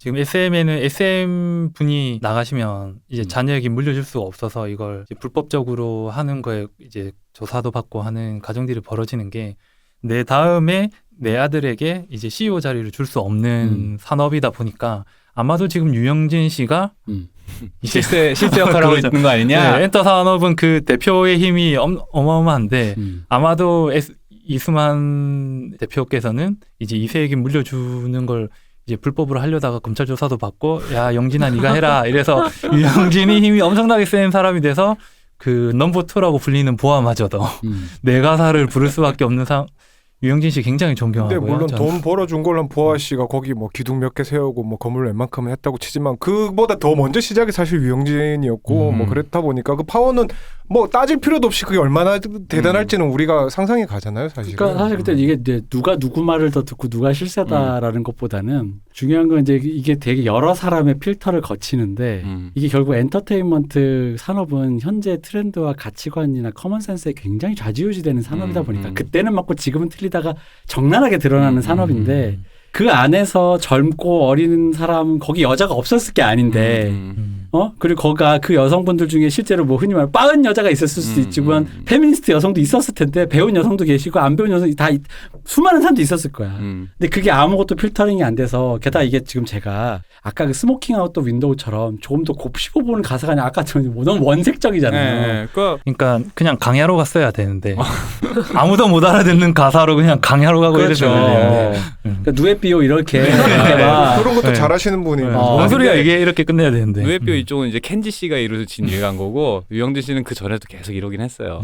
그러니까 이게 외국 노래 듣다가 왜 자꾸 한국말로 가사를 그러니까 이게 가만히 이게 들으면서 생각을 해보니까 그냥 이 작업의 과정을 머릿속에 상상을 해보니까 아마 결과물이 나와서 사람들이 반응을 보이기 전까지는 아마 아무 문제 없다고 생각했을 것 같기도 해요. 왜냐하면은 이런 종류의 캐릭터가 없는 것도 아니고 센케에 대한 소구도 있고 그걸 적당히 한국화시키고 연성화시켜서 이제 남자를 놓고 싸운다라는 그 상황으로 약간 한번 한 쿠션 먹였으니까 오히려 그래서 원색적이지 않다고 생각했을 거야. 그럴 수도 있을 네. 것 같아요. 어떤 논리 구조상으로는 그렇게 갈 수 있었을 것 한 같아요. 쿠션 먹였잖아. 아 이거 그 대국적 사고. 그러니까. 근데 문제는 그렇게 되니까 오히려 더 이상해지는 결과물. 좀 이상해졌죠. 예. 저는 그랬고 근데 있어요. 그게 일종의 그걸 수 있어. 우리 아까 자기 검열 얘기를 했잖아요. 네. 이 자기 검열이 반복되다 보면 어떤 수렁에 빠지는 순간이 있는 것 같아요. 저도 예를 들어서 뭐 혼자 집에서 뭘 쓰거나 하면서 생각을 하다 보면 어느 순간 제가 느껴요. 제가 자꾸 검열을 하고 있구나. 근데 검열을 하고 하다 보니까 어느 순간은 이게 어느 검열이 옳고 어느 검열이 틀리고라는 감이 없어지면서 이 정도면 됐겠지. 그러니까 일종의 수치적으로 이만큼의 검열을 필터를 3개 씌웠으니까 괜찮겠지라고 했지만 옳지 않은 필터를 씌울 수 있는 거죠. 내가 진짜 예를 들어서 이산화탄소를 걸러야 되는 필터인데 그걸 못 구하고 내가 뭔지 모르겠으니까 수소 고르고 뭘 고르고 하다 보니까 이산화탄소만 남는 경우도 있어요. 사실 그거를 이제 보통은 의식을 할 수 있는데 워낙 프로세스가 길어지고 하다 보면 너무 당연하게 보이는 건 그냥 넘어가 버리는 순간도 있을 수 있을 것 같긴 해요. 이게 근데 보통은 걸음망의 흔적이라도 보여야 되잖아요. 가사에. 이게 너무 근데 원색적이야, 너무 이게. 원색적이니까 네, 그러니까. 이게 자기 검열을 하고 하다가 나온 결과물이라고 하기엔 너무 가치가 없는. 왜냐면 못 아까 만든- 스모킹 아웃 윈도우 내가 제가 얘기했잖아요. 너무 대국적으로 보려고 했나 봅니다. 아까 스모킹 아웃 윈도우 제가 얘기했잖아요. 이게 그러니까 가질 수 있는 그 어떤 장치는 다 갖다 썼는데 약간의 뭐가 있었는데 이게 미묘하다 이렇게 해서 우리가 좀 생각을 계속 골똘히한 건데. 저는 그게 궁금한 게 장치라는 걸 어떤 걸 말씀해? 이게 뮤직비디오가 그거 아닌가? 그냥 그 무대에서 라이브 하듯이 맞아요. 하는 거. 그래서 프레임으로 자빠지면서 예를 들어 나 이게 그냥 빠져주려고 자빠지고 넘어지고 또 자기 스스로가 이 사람들이 약간 코미디 그러니까 이걸 일종의 자조하듯이 그냥 자조하듯이? 대놓고 해버리는 게 일종의 장치라는 그죠. 거잖아요. 자주하고 그리고 이게 70년대를 올드 패션을 그대로 패션까지 따라하다 보니까 이게 그냥 그 시대에 그런 어떤 이게 코미디다. 내가 그냥 그렇게 입고 나왔다. 이런 룩들이 다 이렇게 장치들이 있단 나 말이에요. 순간적으로 유영진 씨의 마음이 이해됐어요. 말씀해 보시죠. 뭔가 생각해 보니까 대부분. 매력적인 여성이 음. 남자를 두고 내가 니들보다 더 매력적이니까 내가 너를 오늘 밤 너를 취할 거야라고 하는 요 가사 있잖아. 요 라인. 요 라인은 되게 흔한 그 약간 짬이 찬 여가수들이 하는 서사예요. 그렇죠. 예, 그죠? 그렇죠. 네. 거기에서 출발을 한 거야. 어. 그래서 사실은 티파니 그 근데- 테티서도 그런 가사였어. 생각해 그럼 보면. 내가 생각 알았다. 그 가사를 썼는데 그게 요즘 갑자기 트렌드에 안 맞는 거야. 이게. 유영진 씨가 솔로 지옥을 본 거야. 그래서 거기서 튼 거야. 거기서 튼 거야. 프리지아를 보고서는 거기서 후리지아 씨를 보고 네. 프리지아야 발음 프리지아. 제대로 해야 돼. 프리지아. 프리지아. 아, 자꾸 이렇게 드래곤볼 후리자가. 네. 그래서 그걸 보고 튄 거네. 그래서 프리지아를 봤을 수도 있고 넷플릭스 해롭다. 아니면은 카디비나 요즘 어. 그 미국 팝에서 핫하다는 여성 캐릭터 그 미국 팝계에서 핫한 여성 캐릭터들이 대부분 이런 거잖아요. 이게 좀 더 전 세계 상대를 해야 되면은 지금 한국적으로 이렇게 남자가 이효리 텐미닛이나 테티서가 불렀던 노래나 여기보다 한 발 더 나가야지라고 해서 표현 수위를 높인 거지. 이 프로세스는 딱 이열가야. 그렇지 않나? 그러니까 이게 네. 솔로 지옥이 만들어낸 파생우주였구나. 근데 그게 그래서 결과적으로는 기본적인 가치관과 세계관이 바뀌지 않은 나이든 아저씨가 요즘 걸 따라해서 나온 참사라는 거지. 근본적으로 그걸 하면 안 되는 거네요. 그냥 뭔 해도 그걸 비켜나갈 수가 없어요. 그 본인들이 그거를 그 노래를 부르는 당사자라든지 그걸 퍼포머들 자체가 이거를 자기가 수용해서 고민해서 뭔가를 하는 게 아닌 다음에는 그러면은 논란이 있더라도 우리가 그거에 대해서 깊이 얘기할 수 있는데 사실 그렇지. 이거는 방식 자체가 잘못된 거라서 왜 아저씨가 그 사람들이 입을 빌어서 이런 거를 하는 거 자체가 그리고 사실은 엄밀히 말하자면 뭔가 메시지를 전달한 게 아니라 그치. 사실은 그냥 뭐 가사가 필요하니까 썼다라고 말할 수도 있는 거 그쵸. 아니에요. 심각하게 그러니까 아주 그냥 극단적으로 얘기하자면. 근데 이 행태 자체가 올려는 거죠. 그냥 이렇게 할 거면 이런 식으로 할 거면은 그 본인들에게 뭔가 이런 걸 뽑아낼 수 있도록 고민하고 이걸 써서 그걸 가다듬어 주는 정도는 할 수 있겠죠. 기술적으로. 근데 이런 박진영 씨든 유영진 씨든 누구든 간에 이제는 이런 식으로 컨텐츠를 생산하는 것 자체를 좀 하지 말아야 되는 시대가 아닌가라는 생각이 드는 거죠. 유영진 씨는 자기가 하고 싶은 일 자기가 스스로 뭐 하면은 그건 우리가 할 말이 없잖아요. 근데 결론은 그러니까 민주화, 의사소통이 분명히 분명히 뭔가 있었을 거야. 모두가 하일 히틀러 총통의 뜻은 진리다 이렇게 갔지는 않았을 건데 왜 반영이 안 됐을까? 그냥 개인적으로는 사실은 일종의 롤플레이 게임이잖아요. 네. 사실 아이돌이 취하는 사회 비판의 태도조차도 일종의 롤플레이 게임이라면 캐릭터 플레이라고 할 거면 정교하게 하라 이거지. 할 거면. 그러니까 아티스트의 퍼포머에 불과할 수도 이거 폄하하는 말이 아니에요. 케이팝 아이돌은 굉장히 잘 훈련된 훌륭한 퍼포머들인 거지. 근데 그들에게 일종의 정체성이나 캐릭터를 요구한단 말이야. 그래서 산업이 그걸 만들었어. 그러면 그 플레이를 갖다 정교하게 함으로써 완성도가 올라가는 건데 소화하지 못할 만드는 사람조차도 소화가 안 되는 캐릭터 플레이를 하겠다고 덤볐는데 그게 소화가 안 되니까 흔히 이제 오랜만에 이제 이 방송에서 오랜만에 쓴 표현이지만 발해가 나는 거란 말이죠. 사실 이거는 엄밀히 얘기하면 퀄리티라든가 뭐 완성도라든가 노래의 표현 수위의 문제라기보다는 나는 그 발해 나는 게 더 문제인 것 같아요. 가만 생각을 해보니까 그 카디비라든가 이런 사람들이 할 때는 그들의 삶의 태도와 그 노래와 이런 것들이 일체감이라는 게 있어요. 근데 표현 수위와. 근데 이들은 그런 게 없어. 한국 아이돌이라는 게 무대 위와 아래가 갭이 생기는 게 오히려 강점으로 소비는 되고 있으나 근데 그 갭이라는 게 적당히 소화할 수 있는 간격 안에 있어야 될 텐데 그 간극 안에 있거나 혹은 그 롤플레잉을 정확하게 잘하거나가 돼야 될 텐데 그게 아니라 소화할 수 없는 롤플레이를 하겠다 해서 캐릭터 플레이가 그러니까 세계관 그렇게 노래를 하면서 발해를 나게 함으로써 세계관을 무너뜨리는 결과가 나온 거 아닌가 뭐 이런 생각이 조금 들긴 하네 얘기하다 보니까. 발해가 난다는 표현에 공감이 되는 게 비치 캐릭터를 가져오려고 했다라는 표현을 되게 많이 하셨잖아요. 근데 그 말을 딱 들었을 때 든 생각은 그럼 그걸 그렇게 함으로써 얻게 되는 수많은 백래시의 의혹들과 그 선택들을 어떻게 피할 거지라는 생각이 1차적으로 들어야 되는데 그거에 대한 고민도 전혀 없었고 그냥 가져오는 데만 급급했고 그러니까 자체적으로 세계관은 무너지고 그 미국 현지에서도 카디비나 그 사람들이 계속 직면하는 문제가 사실은 너네가 여성의 주체성을 말하지만 오히려 더 여성의 그걸 백래시 후퇴시키고 있는 거 아니냐라는 그 비판을 맞닥뜨리면서도 걔네는 그걸 자기들 삶으로 그냥 가져가 버림으로써 방어하잖아요. 근데 한국에서는 그게 불가능한 상황에서 그럼 너네가 택할 수 있는 전략은 뭔데 하고 봤더니 아무것도 없는 거죠. 그냥 보여지는 이미지만 갖고 오겠다라고 하니 이게 구려질 수밖에 없지 않나. 그렇죠. 그렇게 되면 할 수 있는 전략은 딱 아니야. 저기 있는 건 그냥 쪼였어요. 쪼였어요. 근데 쪼였어요라고 얘기하면은 이게 그 순간 세계관이 무너지면서 그러니까. 현타가 빡 오는 거죠. 거리두기가 깨지는 거잖아요. 그게 그 방송에서 자주 하는 얘기지만 형식이 곧 내용이라는 게 아까 똑같은 얘기예요. 우리가 브루노 마스 그 노래에서는 그걸 보여주잖아요.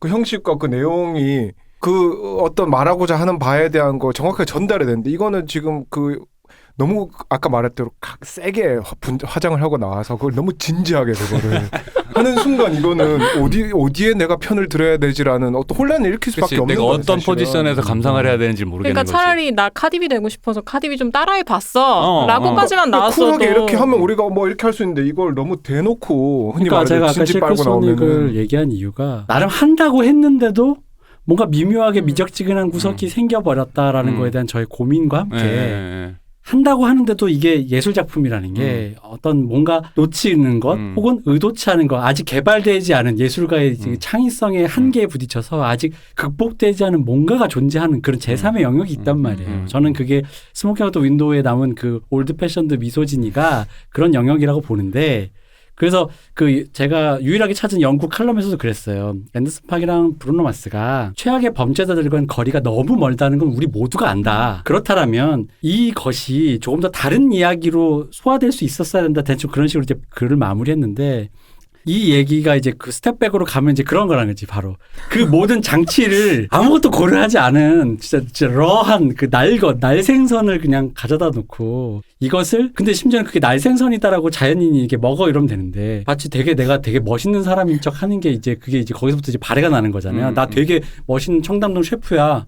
도미를 사왔으니까 머리부터 드시게 막 이러면서 소리 지고 있다는 거지. 레코드블루에서 전수받은 최신의 레시피야 이러면서 생선 대가리를 던져주는 뭐 이런 느낌인 거죠. 약간 그러니까 이상해지는 그 거죠. 위화감. 그 위화감이 이런 고려 없음이 나를 화나게 하고 그러니까 저쪽에서는 누가 봐도 이걸 고려를 했어요. 고려를 했는데도 불구하고도 이게 지금 뭔가 효과적인 게 100%가 적중이 안 돼서 이러고 있는데 이거는 심지어 고려조차 안 된 것. 오로지 세 보이는 것이 멋있다라는 그 뭐랄까. 근데 그 사고 프로세스 자체가 되게 한국적이긴 해, 사실은. 이걸 뭐랄까. 그 집념이 보인다는 거지. 그 집념. 센 게 멋있다. 모든 이야기의 돌아 하다 보면 한국적인 것을 이런 종류의 오류가 되게 한국적인 오류긴 해요, 사실은 생각해보면. 대국이 되지 못한 이유도 이거 아니에요.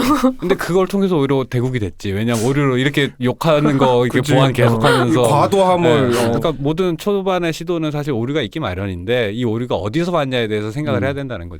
그래서 이 비치 캐릭터라는 거, 그러니까 이게 결국은 이게 결국 그 뮤지션의 라이프 스타일, 뮤지션은 결국 라이프 스타일로 증명하는 거거든요. 사실은 그게 60년대 그 비틀즈 이후부터 서구에서 대중문화에선 이게 어쩔 수 없이 자리 잡은 거란 말이야. 히피 음악을 하면 히피란 말이야. 실리콘밸리에 있는 애가 히피 음악을 듣는단 말이지. 그리고 근데 이게 뭐 저기 뭐야 이렇게 유태인 저기 그 무슨 저기 뱅크스 그런데 일하는 것 같은 그 고리대금 업자 같은 애가 지멘디스 듣는다고 하는 이런 식이 안 하고 음악은 패션이고 당연히 그 패션에 영향을 받는다는 거 이게 단순히 그런 삶의 영역에 영향을 주는 건데 특히나 아티스트라면 근데 그 아티스트가 갑자기 그건 그저 롤플레잉이었을 뿐 근데 생각해야 될 거는 한국에서는 아이돌 산업이라는 게 그건 롤플레잉 이하를 전제로 하긴 해요. 네. 근데 그럼 우리는 어떻게 정교한 롤플레잉을 할 수 있냐라는 관점에서도 생각을 해볼 필요는 있는 그러다 보니까 그 맞아요. 그러니까 이게 바로 그 벽에 부딪힌 순간이라는 거죠. 이게 왜냐면 아까도 얘기했지만 라이프 스타일로 체화한 거란 말이에요. 카디비가 자기의 삶에 자기가 여성으로서 자기의 외모나 자기의 인종이나 그런 것들이 여성으로서 받았던 그런 것들에 대한 어떤 그런 거 흔히 말하는 나도 니거다 프레임이 있기 때문에 아무리 좀 심한 말이 나오고 방송에서 부적격한 발언을 해도 카디비의 진정성을 의심하지 않고 그럼으로써 그녀의 그 표현 밑에 있는 걸 좀 더 한번 들여다볼 성의가 생기는 건데 그러면 이제 그 라이프 스타일을 체화하지 않은 채로 이것을 가져왔을 때 무슨 문제가 생기느냐가 이제 전형적인 저도 한국식 제조업에서 드러나는 전형적인 문제잖아요 이게. 여기 내 아까 생각나가지고 정확한 가사가 생각이 안 나서 갑자기 있지 노래 박진영 씨가 썼던 마피아 인 더 모닝의 가사 한 구절을 읽어드리겠습니다. 배우보다 더 배우 늑대 가지고 노는 여우 전혀 안 보이겠지 클루 증거란 뜻이죠. 네. 하지만 나에겐 다 계획이 있다고. 이게 박진영 씨가 쓴 가사예요. 여우. 스텝백. 그러니까. 처참하네요. 그 두 노래 다 이번에 하신다 그래가지고 스텝백은 듣고 왔는데 이건 처음 듣거든요. 네, 기가 막히죠. 네. 근데 저는 개인적으로 그런 표현물들이 나오는 거에는 아무 문제 없고 그래도 되고 재밌다고 생각을 하는데 다만 이게 그 아까 특히 아이돌 산업 같은 경우에 아까도 얘기했던 롤플레잉을 정교한 캐릭터 플레이를 해야 되는데 그러면 그 캐릭터가 무너지지 않게 하려면 뭘 해야 되냐 이런 것들에 대해서 아까 우리 일부에서 이제 어제 일부에서 얘기한 것처럼 세계관이라고 주장만 하지 말고 세계를 보여줘라 하는 말에 포함되는 영역인 것 같아요. 이런 것들도. 예. 그럼 어떻게 세계를 보여야지 실제로 CG 좀 제대로 좀 돈 좀 썼어. 아니, 그게 아니라 그 아까 우리 처음에 했던 얘기 이 멤버들이 뭐 예를 들어 태연, wendy 이런 사람 이 가사에 맞춰서 살면은 될까요 그러면?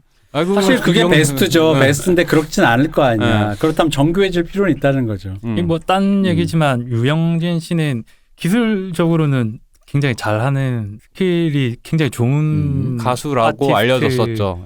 라면 그냥 서포트를 하는 위치면 좋을 것 같아요. 주인공은 그 노래를 하는 당사자들이 하고 이럴 때마다 소환되는 거지만 그 모든 컨텐츠에서 왜 항상 노욕이라는 게 나오잖아요. 영생의 욕망. 난 아직 죽지 않았어. 영생할 거야. 너희들은 나의 그 뭐지 그거 뮤즈 나의 그 페르소나. 이게 웃기는 게 이수만 씨는 프로듀서로서의 그 자기 어떤 자신의 어떤 거를 대신 구현해주는 기술자로서 유영진과 켄지를 데리고 있고 양현석 씨는 저기 테디를 데리고 있단 말이야. 하지만 박진영 씨는 아무도 없지. 본인이 하죠. 내가 있지. 내가 있지. 그게 여기 방송에도 몇 번 얘기했지만 누가 이수만 씨는 뭘 좋아할지 몰라서 다 가지고 나왔어. 양현석 씨는 뭘 좋아할지 몰라서 안 보여주고 있어. 뭘 좋아할지 몰라서 내가 나왔어가 박진영 씨 그거잖아. 근데 이게 그 창작의 양상에서 심지어 가사에서 이런 것들에서도 심지어 보이니까 좀 모르겠어요. 그러니까 본인들의 자아실현을 위해서 회사를 만들어서 회사를 그렇게 운영하겠다는 걸 내가 뭐라고 할 일은 아니지만 좀 내가 볼 때는 이런 느낌들이 있다라는 것에 대해서 좀 참작 좀 해주셨으면 좋겠다. 자, 그래서 아까 그 얘기로 다시 돌아갑니다. 이게 대국이 되었다. 대국적인 사고가 좀 필요하다. 그리고 저도 전해 들은 게 있어. 이 특히 아이돌 엔터테인먼트의 이 기획사가 겉으로 SM 대회사 같아도 사실상 중소회사예요. 그러다 보니까 내부의 의사결정 구조가 굉장히 뭐 선진화돼 있지 않고 의사결정 구조나 그런 것들이 선진화돼 있지 않고 굉장히 아티스트 개개인 혹은 이름이 있는 누군가에 의해서 좌지우지되는 경우가 되게 많고 거기에 대해서 이것이다 기다 아니다라는 의사결정 구조가 물론 예술가가 그렇게 하는 건 맞는데 그게 이제 늘 그렇듯이 정도껏이라는 거지. 우리 그런 고민은 누구나 저 위대한 수많은 뭐 캐피탈 레코드든 유니버설이든 다 겪어왔던 거니까 이제 우리도 그런 그들이 쌓아왔던 것처럼 이제 그 노하우가 생겨야 된다는 거죠. 그런 시기에 이제 그 바로 우리가 이제 글로벌화되고 큰 세계가 큰 시장에 맞닥뜨렸을 때 이제 최초로 부딪히게 된 어떤 문제점의 일면이 아니었는가. 그러니까 의사결정 구조, 뭐 기타 여러 가지 그런 세계관, 기타 여러 가지가 그게 이제 스텝백이 한 그걸 쳐다보게 해주는 일면이 아니었나. 그러니까 이렇게 생각을 하고 어쨌든 연초의 대참사로 이렇게 사실 이 두 노래가 하여간 듣다가 하여간 저의 마음의 이 심란함 이 심란함은 도대체 어디서 기원하는 걸까? 그러니까 내가 이 노래를 온전히 좋아하고 싶은 거잖아. 내가 그러니까 명분이 필요한 거잖아. 나 이 노래 너무 좋고 막 좋아하고 싶어서 소리치고 싶은데 내가 걸린단 말이야. 그럼 이걸 어떻게 해야 될지라는 그 심란함 속에서 제가 고민하다 보니까 이 두 개를 골랐고요. 그 심란함을 조금 덜어주는 의미에서 제가 그 뭐지 이 노래 갑자기 노래 제목이 스모킹 윈도우 밑에 유튜브 댓글을 보다가 그냥 아주 기분 좋게 댓글 중에 하나 우리 할머니가 요즘 맨날 이 노래를 틀어놓는 아주 기분 좋은 댓글 하나를 발견했다는 말씀을 드리고 싶습니다. 네, 그러니까요. 그러니까 이제 뭐 이제 그 정도의 너그러움이 이제 중요하고 예술가는 더 노력하고 네. 온전하지 않은 콘텐츠는 또 온전하지 않은 대로 남겨두고 또 이제 더 앞으로 나가야 된다. 뭐 이제 이런 얘기가 되는 것 같고. 광야로 그죠. 그리고 이게 뜨문뜨문 들으신 분들이 혹시 오해하실까 봐 덧붙이자면 저희는 절대 스텝백이나 브루노 마스의 노래가 나와선 안 된다라고 말한 게 아니라 그런 얘기는 전혀 아니죠. 네. 오히려 그런 노래가 나와므로써 이게 무엇이 우리 사회가 무엇이 지금 무엇을 놓치고 우리가 어디로 가고 있는가 네. 이런 거죠. 아니 얘기하다 보니까 되게 뭐랄까 우리가 페미니즘적 관점에서 비판을 한 것 같은데 그냥 표현물에서의 화자와 수용자가 느끼는 감정 사이의 괴리에 대한 얘기라고 저는 생각을 해요. 이것들이. 그리고 이제 우리나라에서 2016년 정도죠. 그 페미니즘이 이제 리부트가 됐을 때로 치면 벌써 이제 5, 6년이 지났단 말이에요. 그럼 이제 5, 6년이 지났는데 그때 이후의 시대라는 게 많이 변했고 실제 우리가 목격을 많이 했고 근데 그런 상태에서 아까도 전 얘기했지만 예술이 선제적이어야 한다라는 게 저의 일단 일종의 명제인데 선제적이가 아니라 이거는 거의 그러니까 이제 그런 의미에서 이제 예술이란 과연 무엇인가? 그리고 복고는 복고로 한다고 세계관까지 복고일 수 있는가? 뭐 이제 이런 부분에 대한 생각. 왜냐하면 요즘에 이런 비슷한 문제를 겪고 계신 분들이 많을 거라 생각해요. 복고도 유행이니까 젊은 뮤지션들도 이제 그런 거에서 차용하고 그러다 보면 자연스럽게 그들의 세계의 음악을 듣다 보면 그런 걸 따라가게 돼 있어요. 텍사스 블루스를 하겠다는 남자애면 텍사스 깃발 들고 다니면서 저기 미국기도 안 들어 걔네들. 텍사스 깃발 들고 다니면서 똘만쳐 되는 거예요. 제가 좋아하는 그 옛날 케니 웨인 셰퍼드라는 기타리스트가 있었습니다. 옛날에 어렸어요. 이 젊은데 이렇게 텍사스 블루 지금 이제 중년이 됐죠. 그분이 그런 사람이 됐어요. 근데 그렇게 되는 건 아까 카디비랑 비슷해요. 자기 라이프가 된 거야 이게. texas 마초로서의 자기의 그냥 아마 인종차별주의자일 거예요. 백신 안 맞고. 백신 안 맞고 인종차별주의자일 거예요. 근데 사형성 뭐 총기 그게 다 노래 멋있어. 근데 기타 쳐 멋있어. 그냥 그런 존재가 돼 있는 거야. 우리가 거기에 동의하느냐 안 하느냐는 다른 문제인데 근데 이제 그런데 한국은 좀 다른 문제인 거잖아. 표상만을 가져오는 거잖아.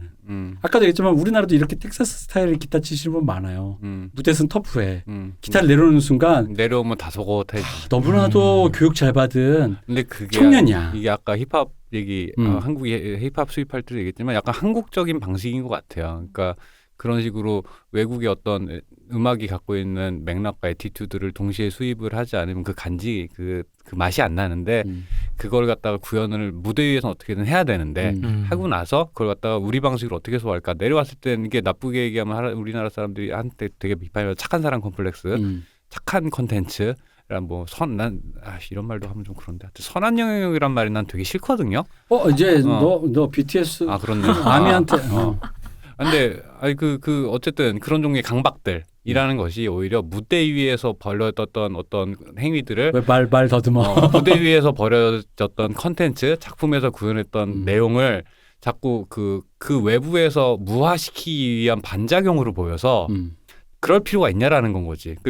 그런 분위기를 만드는 것조차도 굉장히 저는 되게 억압적으로 느껴지는 그런 게 있어요. 그래서 이런 나도 모르게 내 안에 생긴 그 수많은 내가 말은 이렇게 하지만 막상 나보고 쓰라 그러면 못 쓰는 그 수많은 필터들 나도 모르게 생긴 것들이 왜 그 어느 시절보다 자유롭다는 21세기 2022년에 이게 더 심해졌나라는 지점들에 대해서 좀 고민할 필요 좀 큰 그림으로 대국적으로 좀 고민할 필요가 있을 것 같다는 생각이 좀 많이 듭니다. 근데 그런 컨텐츠들이 사실은 그 표의 그러니까 겉에 것만 가져오는 건 어쩔 수 없는 거잖아요, 사실은. 그렇지. 내가 똑같이 아까 우리 했던 말로 한국인이 없는 K-팝은 K-팝인가라는 것처럼 그 여러 나라에서 그런 댄스와 패션이나 이런 것들을 수입해 가서 뭔가를 하고 있지만 문제는 그 안에 내용을 채우는 거는 그 나라의 그치. 국민들이고 그 나라의 마인드라는 거. 우리나라도 똑같을 텐데 그거를 그럴 거면은 차라리 그러니까 어설프게 따라 하는 것보다 차라리 힙합이면은 뭐 머니 수액 이런 거 아니라 우리나라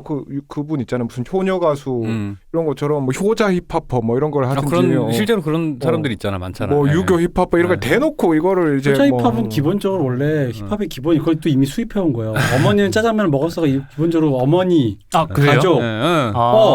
엄마 이거 디어마마. 우리 나를 개토에서 나를 키운 우리 엄마. 응. 아닌데 쇼미 4강 해야 나오는 건데 엄마는. 그럼 힙합에서 그게 가능하면은 아까 말했던 그 갓더비트 같은 그 걸그룹에서 네. 그런 식으로 뭔가 한국적인 그것을 붙일 수 있는 그런 센 느낌으로 할 수 있는 어떤 내용은 그게 뭐가 있을까요? 아직은 안 나왔지만 뭔가 누군가 앞서가시는 분이 솔루션을 내놓을 거예요. 그 말씀하신 그 효자 힙합이라든가 뭐 또 뭐 있었죠? 좀 전에 얘기했던 게?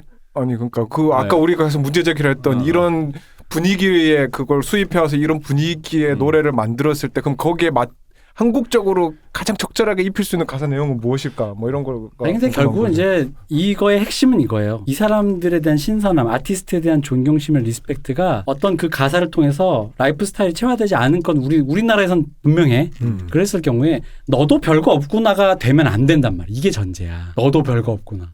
예를 들어 가사에서 막 엄청 센 척 하는데 이렇게 막 나와가지고 이렇게 슈돌 같은 데 나와서 애를 본단 말이야. 근데 나가서는 막 거의 막 생 마초 캐릭터야. 그 하이드롤릭인가 그 차 범범버브 되는 차 타가지고 막 요 빛이 이러면서 이상하잖아. 그래서 부캐 괜찮은 것 같아요. 장난이었어 이렇게 딱 끝낼 수 실제로 그렇게 있으니까. 되고 있잖아. 그러니까 자기가 무대 위에서 내려왔을 때의 괴리라는 것 자체를 한국 사람들이 일종의 그 자체를 일종의 전체적인 롤플레잉 게임 그리고 약간 자조적이고 그런 약간 PPL 보면서 어느 정도 용납해주듯이 그런 종류의 괴리에 대해서 사람들이 되게 관대한 것 같아. 한국 사람들이 상대적으로 관대해서 그래도 된다라는 거지. 그래도 된다라는 건데 이제 제가 느끼는 그 수용자라서 제가 아쉬운 거는 그러면은 무대에 올라갔을 때라든가 내려왔을 때 그러니까 올라왔을 때에 보여주는 그 완성도와 그 캐릭터의 설득력, 핍진함이라는 것에 대해서 좀 더 신경 쓰는 쪽이 낫지 않냐라는 얘기를 하는 건 거고. 그래서 우리가 유튜브 공연 가서 유튜브 공연을 보면서 느낀 거는 결국 유튜브가 저 세계 평화 뭐 이렇게 그런 PC하면서 이런 장대 트렌드에 대해서 세계 평화의 메시지에 되게 신경을 쓰게 된 이유는 결국 백만장자 락커라는 그 모순성을 뛰어넘기 위해서란 말이에요. 사회적 메시지 나 아일랜드 출신이야 블랙 더 블루 스카이 막 이러면서 막 아일랜드 PS 블러디 선데이 막 이런 노래 했는데 나는 전 세계를 투어 다니는 백만장자 락커거든. 전용기 끌고 이 모순이 있단 말이에요. 그럼 이게 뭐야 아일랜드 사연 팔아서 백만장 된 거야? 근데 결국 이 백만장자 락커가 도래했다라는 것은 그 다음 문제가 생겼다라는 거지. 근데 사실 우리나라도 이제 그런 순간이 왔다라는 거에 나는 뭐 별 차이는 없다고 생각하고 유튜브가 보여주는 어떤 행보처럼 그들이 그러니까 이제 BTS가 보여주는 그런 이건 저는 오히려 긍정적인 면에서 선한 영향력이라는 게 그런 의미로 이제 진행되어 가는 거라고 저는 생각을 하고 그 BTS는 그런 방식으로 유튜브의 길을 가는 거고 이제 한국도 이제 뒤에 후발 주자들이 그게 그러니까 단순히 BTS가 피친성이 깨질까봐 혹은 뭐 이렇게 이 말하면 책 잡힐까봐 좋은 말만 한다라고 보기보다는 그 정도의 고지까지 갔을 때 그 정도 차원에서 생기는 그 존재의 모순을 스스로가 예술적으로 어떻게 극복하느냐에 대한 고민에 대한 일종의 솔루션 중에 하나라고 보면 같이 좀 따라가야 된다는 거지. 저는 그렇게 생각을 하고. 그 말이 전 와닿네요. 그 유튜브 말했던 그 예를 들어서 이제 우리가 그러니까 전 세계적으로 이제 인기를 얻고 동남아시아에서도 세계적으로 하는 이 걸그룹, 보이그룹, 우리가 흔히 말하는 아이돌들이 어떤 자기의 포지션을 다시 생각해볼 필요가 있어요. 본인들뿐만 아니라 그 회사들, 뭐 책임자도 관련자들, 뭐 또 그냥 단순히 옛날처럼 상품을 만든다의 차원을 넘어서 이게 정치랑 또 마찬가지예요. 안티테제로 살던 사람이 내가 기득권이 되고 시스템이 되면 태제로서 고민을 해야 된다. 나는 이미 시스템이다 이래야 되는데 여전히 안티테제로서 무언가 누군가의 대항마로서만 사고를 하면 안 된다라는 거랑 똑같은 거라는 거지. 그래서 어쨌든 여러분들은 시스템이 되었고. 여러분 누구요? 우린 아니죠? 우린 아니죠. 우리는 그냥 언더독이지. 난 시스템 되면은 선한 영향만을 위해 살 거예요. 난 시스템이 오늘 되면 들은 말 중에 제일 헛소리다. 되고 싶네요. 네. 아니 그 시스템에 대한 얘기가 묘하게 대선 정국이랑 겹치며 어떤 어렴풋한 인상을 남겨서 선거운동 하시는 건가? 지금 손가락 피시는 게. 아닙니다. 네. 자, 그렇습니다. 자, 그렇습니다. 아, 그리고 이제 마지막 끝나가는 김에 하나 안 한 게 있어요. 이건 음악과 상관없는 건데 올해 그래도 컨텐츠 하나는 좀 얘기를 해주자. 작년. 그렇죠. 작년에 컨텐츠 하나는 얘기해주자. 저는 생각한데 작년의 컨텐츠는 역시 제가 정말 인상 깊고 사랑에 맞지 않고 상조도 또 이렇게 퀄리티에서 여러 가지에서 곽튜브에게 이 모든 영광을 주겠다. 유튜브계의 평양냉면. 슴슴한 그 맛. 그리고 저기 TV에서 갖고 가는 모든 그 다큐형 예능 컨텐츠의 모든 총집합. 나 혼자 산다, 걸어서 세계까지, 먹방, 걸어서 세계 속으로 맛있는 녀석들이 모두 다 함께 돼 있고. 거기에 요즘에 그 어떤 20대 남성들의 그 인셀 감수성까지. 인셀 감수성 그리고 세계화로 뻗어나가는 현실에 있어서의 그 세계를 맞닥뜨리는 그 특히나 예민한 마치 제국주의적으로 굴 수 있을 것 같은 우리보다 개도국에 갔을 때 그 시민들과 맞닥뜨린 것에서 나오는 그 어떤 애티튜드들, 충돌, 문화 충돌들. 그러니까 21세기의 한국의 젊은 청년들이 이 세계 시민으로서의 감각을 쌓아가는 과정이란 건 어떤 것일까라는 거를 이제 보다 보면 느끼게 되는 게 있죠. 그리고 마지막으로 결정적으로 제가 꼽게 된 이유는 위대한 연출자로서의 곽튜브라는 겁니다. 이 연출자의 재능은 확실히 타고나는 게 고프로 T 그 카메라 작은 거를 누가 찍어주지도 않고 자기가 자기 찍고 하면서 이렇게 되게 정신없는데 자기가 뒤에 카메라 대회만 있으면 찍기 쉬워요. 근데 자기가 등장하면 찍는 건 진짜 어렵거든요. 근데 그 와중에서도 그 편집점과 그 연출의 감각을 느끼면서 아, 이 타고난 연출적 재능. 이 재능이 옛날엔 영화 감독이 됐으면 그렇죠. 걸작을 만들어야 진짜 했을 그 몇몇 건데. 진짜 야마있는 커팅들이 있어요. 맞아요. 네. 그런데 이것이 유튜브에 가서 빛을 발하는데 그래서 영화를 하지 그랬냐 이런 얘기가 아니라 이 귀한 재능이 유튜브에서 꽃을 피게 된 순간을 여러분도 좀 보시라. 한국의 코난 오브라인이자 한국의 마틴 스미스이자 모든 것을 다 갖고 있다. 사실 이거 하나로 수렴될 것 같고 실제로 앞으로가 더 기대되고 난 오히려 그 사람이 컨텐츠보다 그 연출가적 재능에 좀 반했거든요. 이 평양냉면처럼 슴슴하게 어느 순간 훅 찌르는 이 연출적인 재능에 너무 반했고 이거를 뛰어넘을 정도로 정교하게 이렇게 연출가가 뭐 개입돼서 뭔가를 조작해낸 컨텐츠가 제 개인적으로는 없었다. 이거보다 더 이렇게 우리가 영화를 볼 때 연출에 그걸 많이 보잖아요. 그런 의미로 연출가가 뭔가를 이렇게 했는데 저 연출력이 참 뛰어나네라고 느꼈던 것은 곽튜브가 작년엔 단연코 탑이지 않았나. 아니 그래서 곽튜브가 얼마 전에 거기 출연했더라고요. 요즘 또 인기 터키즈. 엄청 많은 터키즈. 터키즈. 근데 그걸 보는데 확실히 곽튜브는 연출의 힘이다. 맞아요. 원래 맞아요. 터키즈가 재밌는 편은 정말 재밌거든요. 네. 근데 그 파괴력이 아니야. 이 편에서는. 그러니까 곽튜브 혼자서 뭔가를 할 때가 훨씬 더 맞아요. 그게 강하죠. 말씀대로 그 캐릭터 자체도 자체인데 그 이제 저랑 이 대표님이랑 보고 감탄했던 몇몇 에피소드들이 있는데 기가 막힌 편집들이 있어요. 그 러시아 편들 같은 거 보면 저는 그 러시아에서 베니스 인 마이 하트라는 모텔을 찾을 때 그러니까 모스크바에서 베니스 인 마이 하트라는 모텔을 찾는다라는 이 상황 자체가 이미 되게 거기서 되게 고급한 아이러니를 주는 그게 있다고. 예. 이거 내가 지금 마틴 스미스의 개그를 소갈탄 사나이 보는 건가?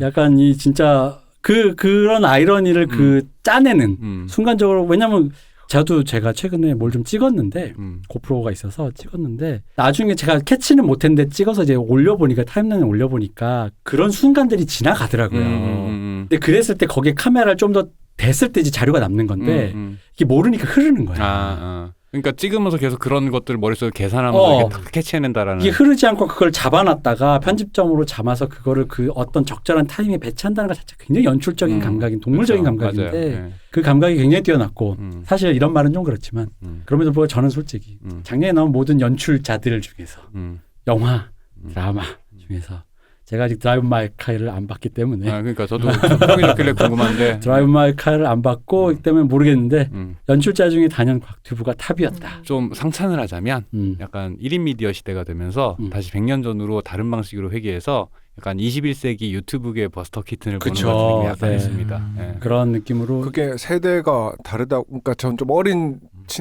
친구가 있어서 되게 어리단 말이 참 그렇다. 젊은 친구와 얘기를 하다가 느낀 게 요즘 자기 주변 친구들을 보면 뭔가를 할 때 우리가 흔히 메타적 우리가 뭔가를 하고 있든 지각하고 있음을 인지하잖아요. 근데 그거를 그 인지하는 방식이 카메라다. 카메라, 인스타그램에 내가 올릴 것에 대한 그거를 염두에 두고 행동하고 있는 어떤 메타적 사고를 하고 있다는 거야. 우리로서는 어리는 이해가 가지만 잘 안 되잖아. 그죠. 근데 그걸 어릴 때부터 그게 끊임없이 수련되어 온 그 상황에서 본인의 이제 어떤 재기발랄함이라든지 이런 능력까지도 겹쳐지면서 오는 게 아닌가. 우리는 이게 안 되는 거지. 저기 젊은이 어떻게 생각하세요? 그렇습니까? 연배도 비슷하신데. 젊은이 어때요? 인스타그램에 뭘 올린다라고 생각하는 게 당연한 거여서 먹기 전에 그러니까. 뭐 이런 게 당연히 다 찍을 거야? 어. 이렇게 다 타임이 있죠. 나는 잘 안 찍어도 쟤는 찍을 수도 있으니까 3초 정적.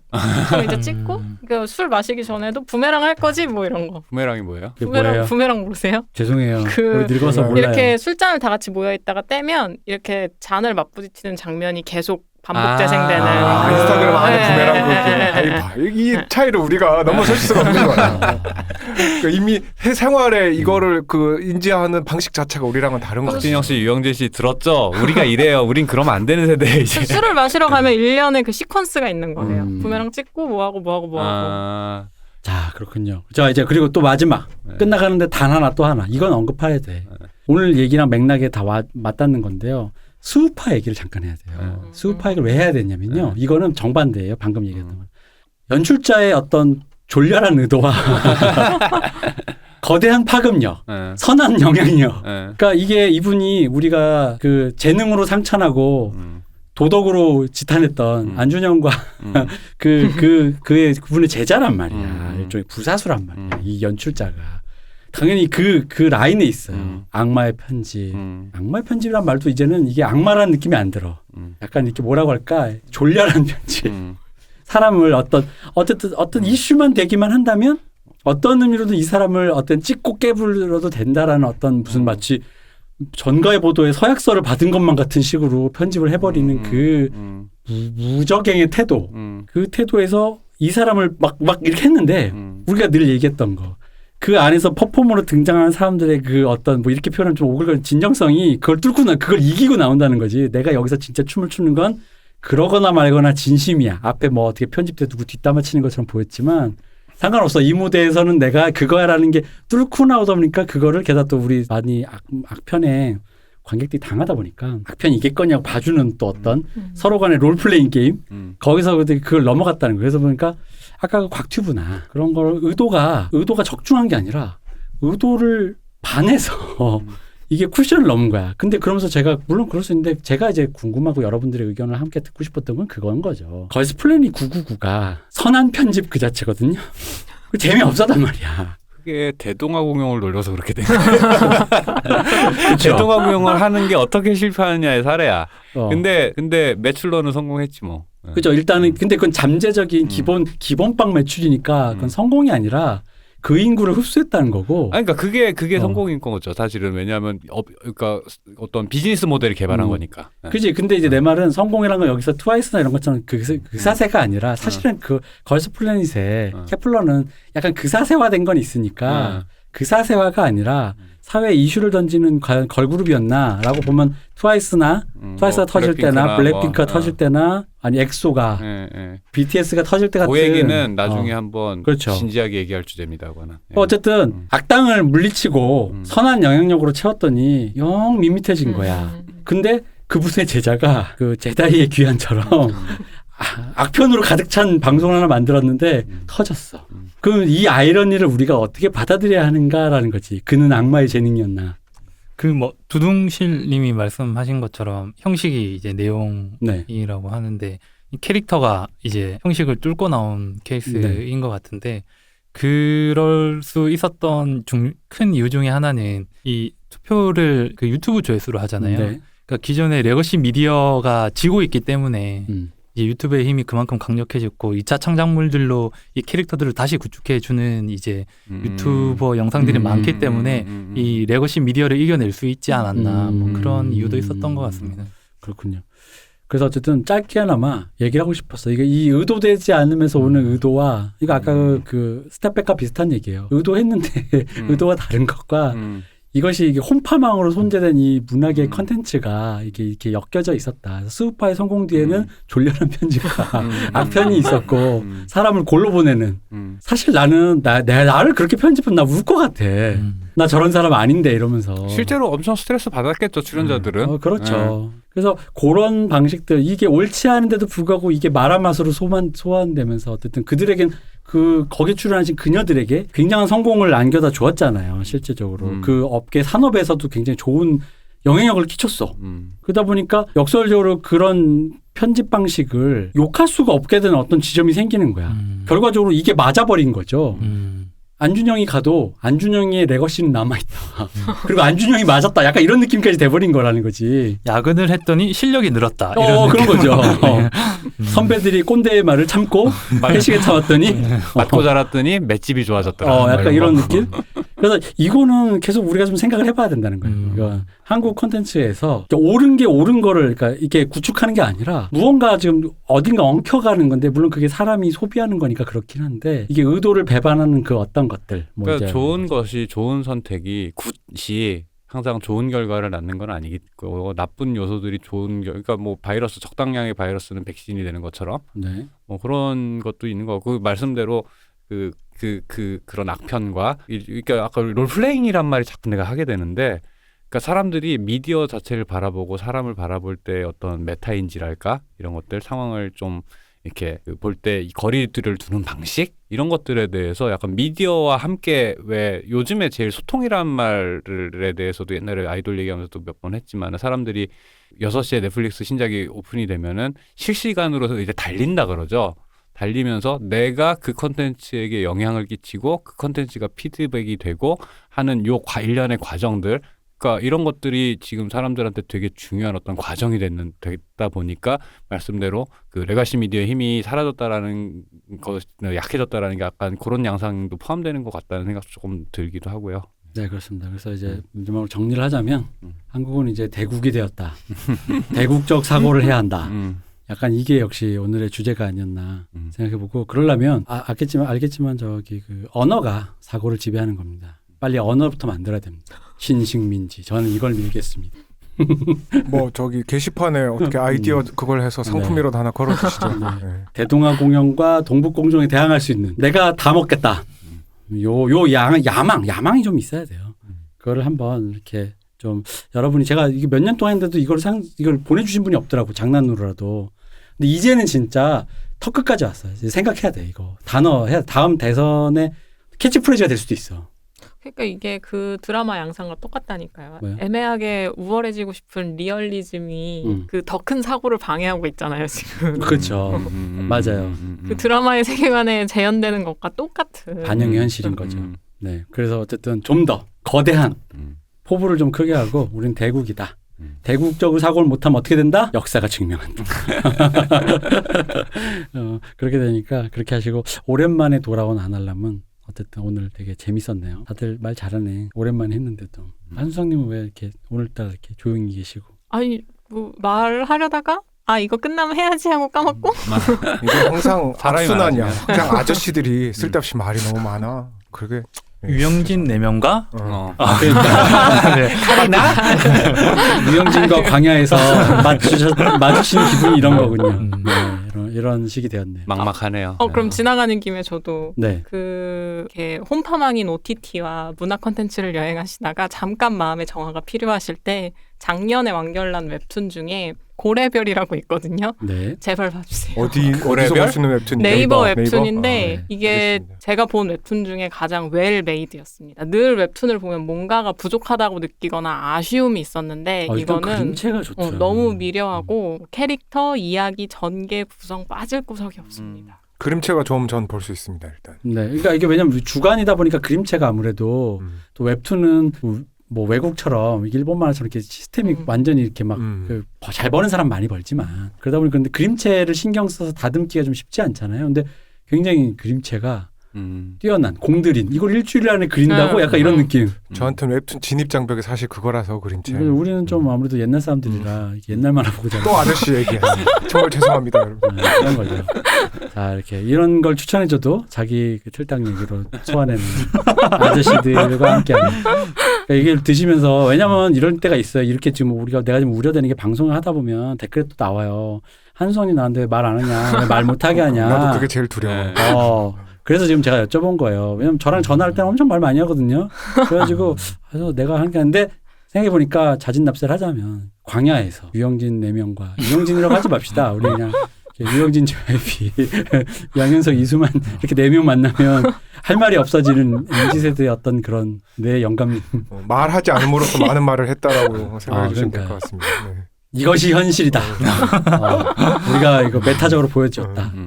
다음엔 저도 친구 데려올게요. 친구. 그렇죠. 네, 친구 맞아요. 그때 우리 싹 빠지고 이 대표님만 여기 남겨놓고 힘듭니다. 어쨌든 그렇습니다. 그래서 오늘은 여기까지 하도록 하겠습니다. 다음 주에는 저희가 원래 두둥실님이 그리스 가기 전에 작년에 녹음했던 고전 명작방이 있는데요. 제가 타이밍을 못 맞춰서 아까도 말씀드렸지만 안내 방송드리면 못 올렸어요. 그때 한번 다시 올리겠다. 무슨 말 했는지 전혀 기억도 안 나는데 이제 뭐 그렇습니다. 아주 그렇더라고. 고전 명작방 근데 제가 생각해 보니까 폐지를 해야 될지도 모르겠어요. 왠지 알아요? 고전 명작으로 자리를 깔아줬더니 너무 할아버지 같더라고요. 편집방. 옛날에 걔가 김지미가 뭐 거의 이런 분위기잖아. 당연한 거 아닙니까? 그렇게 할 수밖에 없는 게. 과연 이게 컨텐츠인가? 듣다가 자괴감 드는 거 있잖아.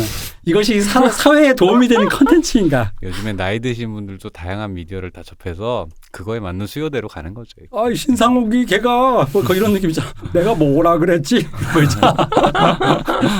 중간에 거의 그런 분위기야. 왜 진짜로 그래? 너희도 말하다가 내 편집할 때 느낀 게 내가 뭐라 그랬지라는 글이 있는 머리띠를 하나 하고 얘기를 하고 싶어요. 그 눈이 말하면서 그걸 눈에 들어온 순간 또 잊어먹는 거야. 어쨌든 그렇습니다. 오늘은 여기까지 하겠습니다. 아날람이었습니다.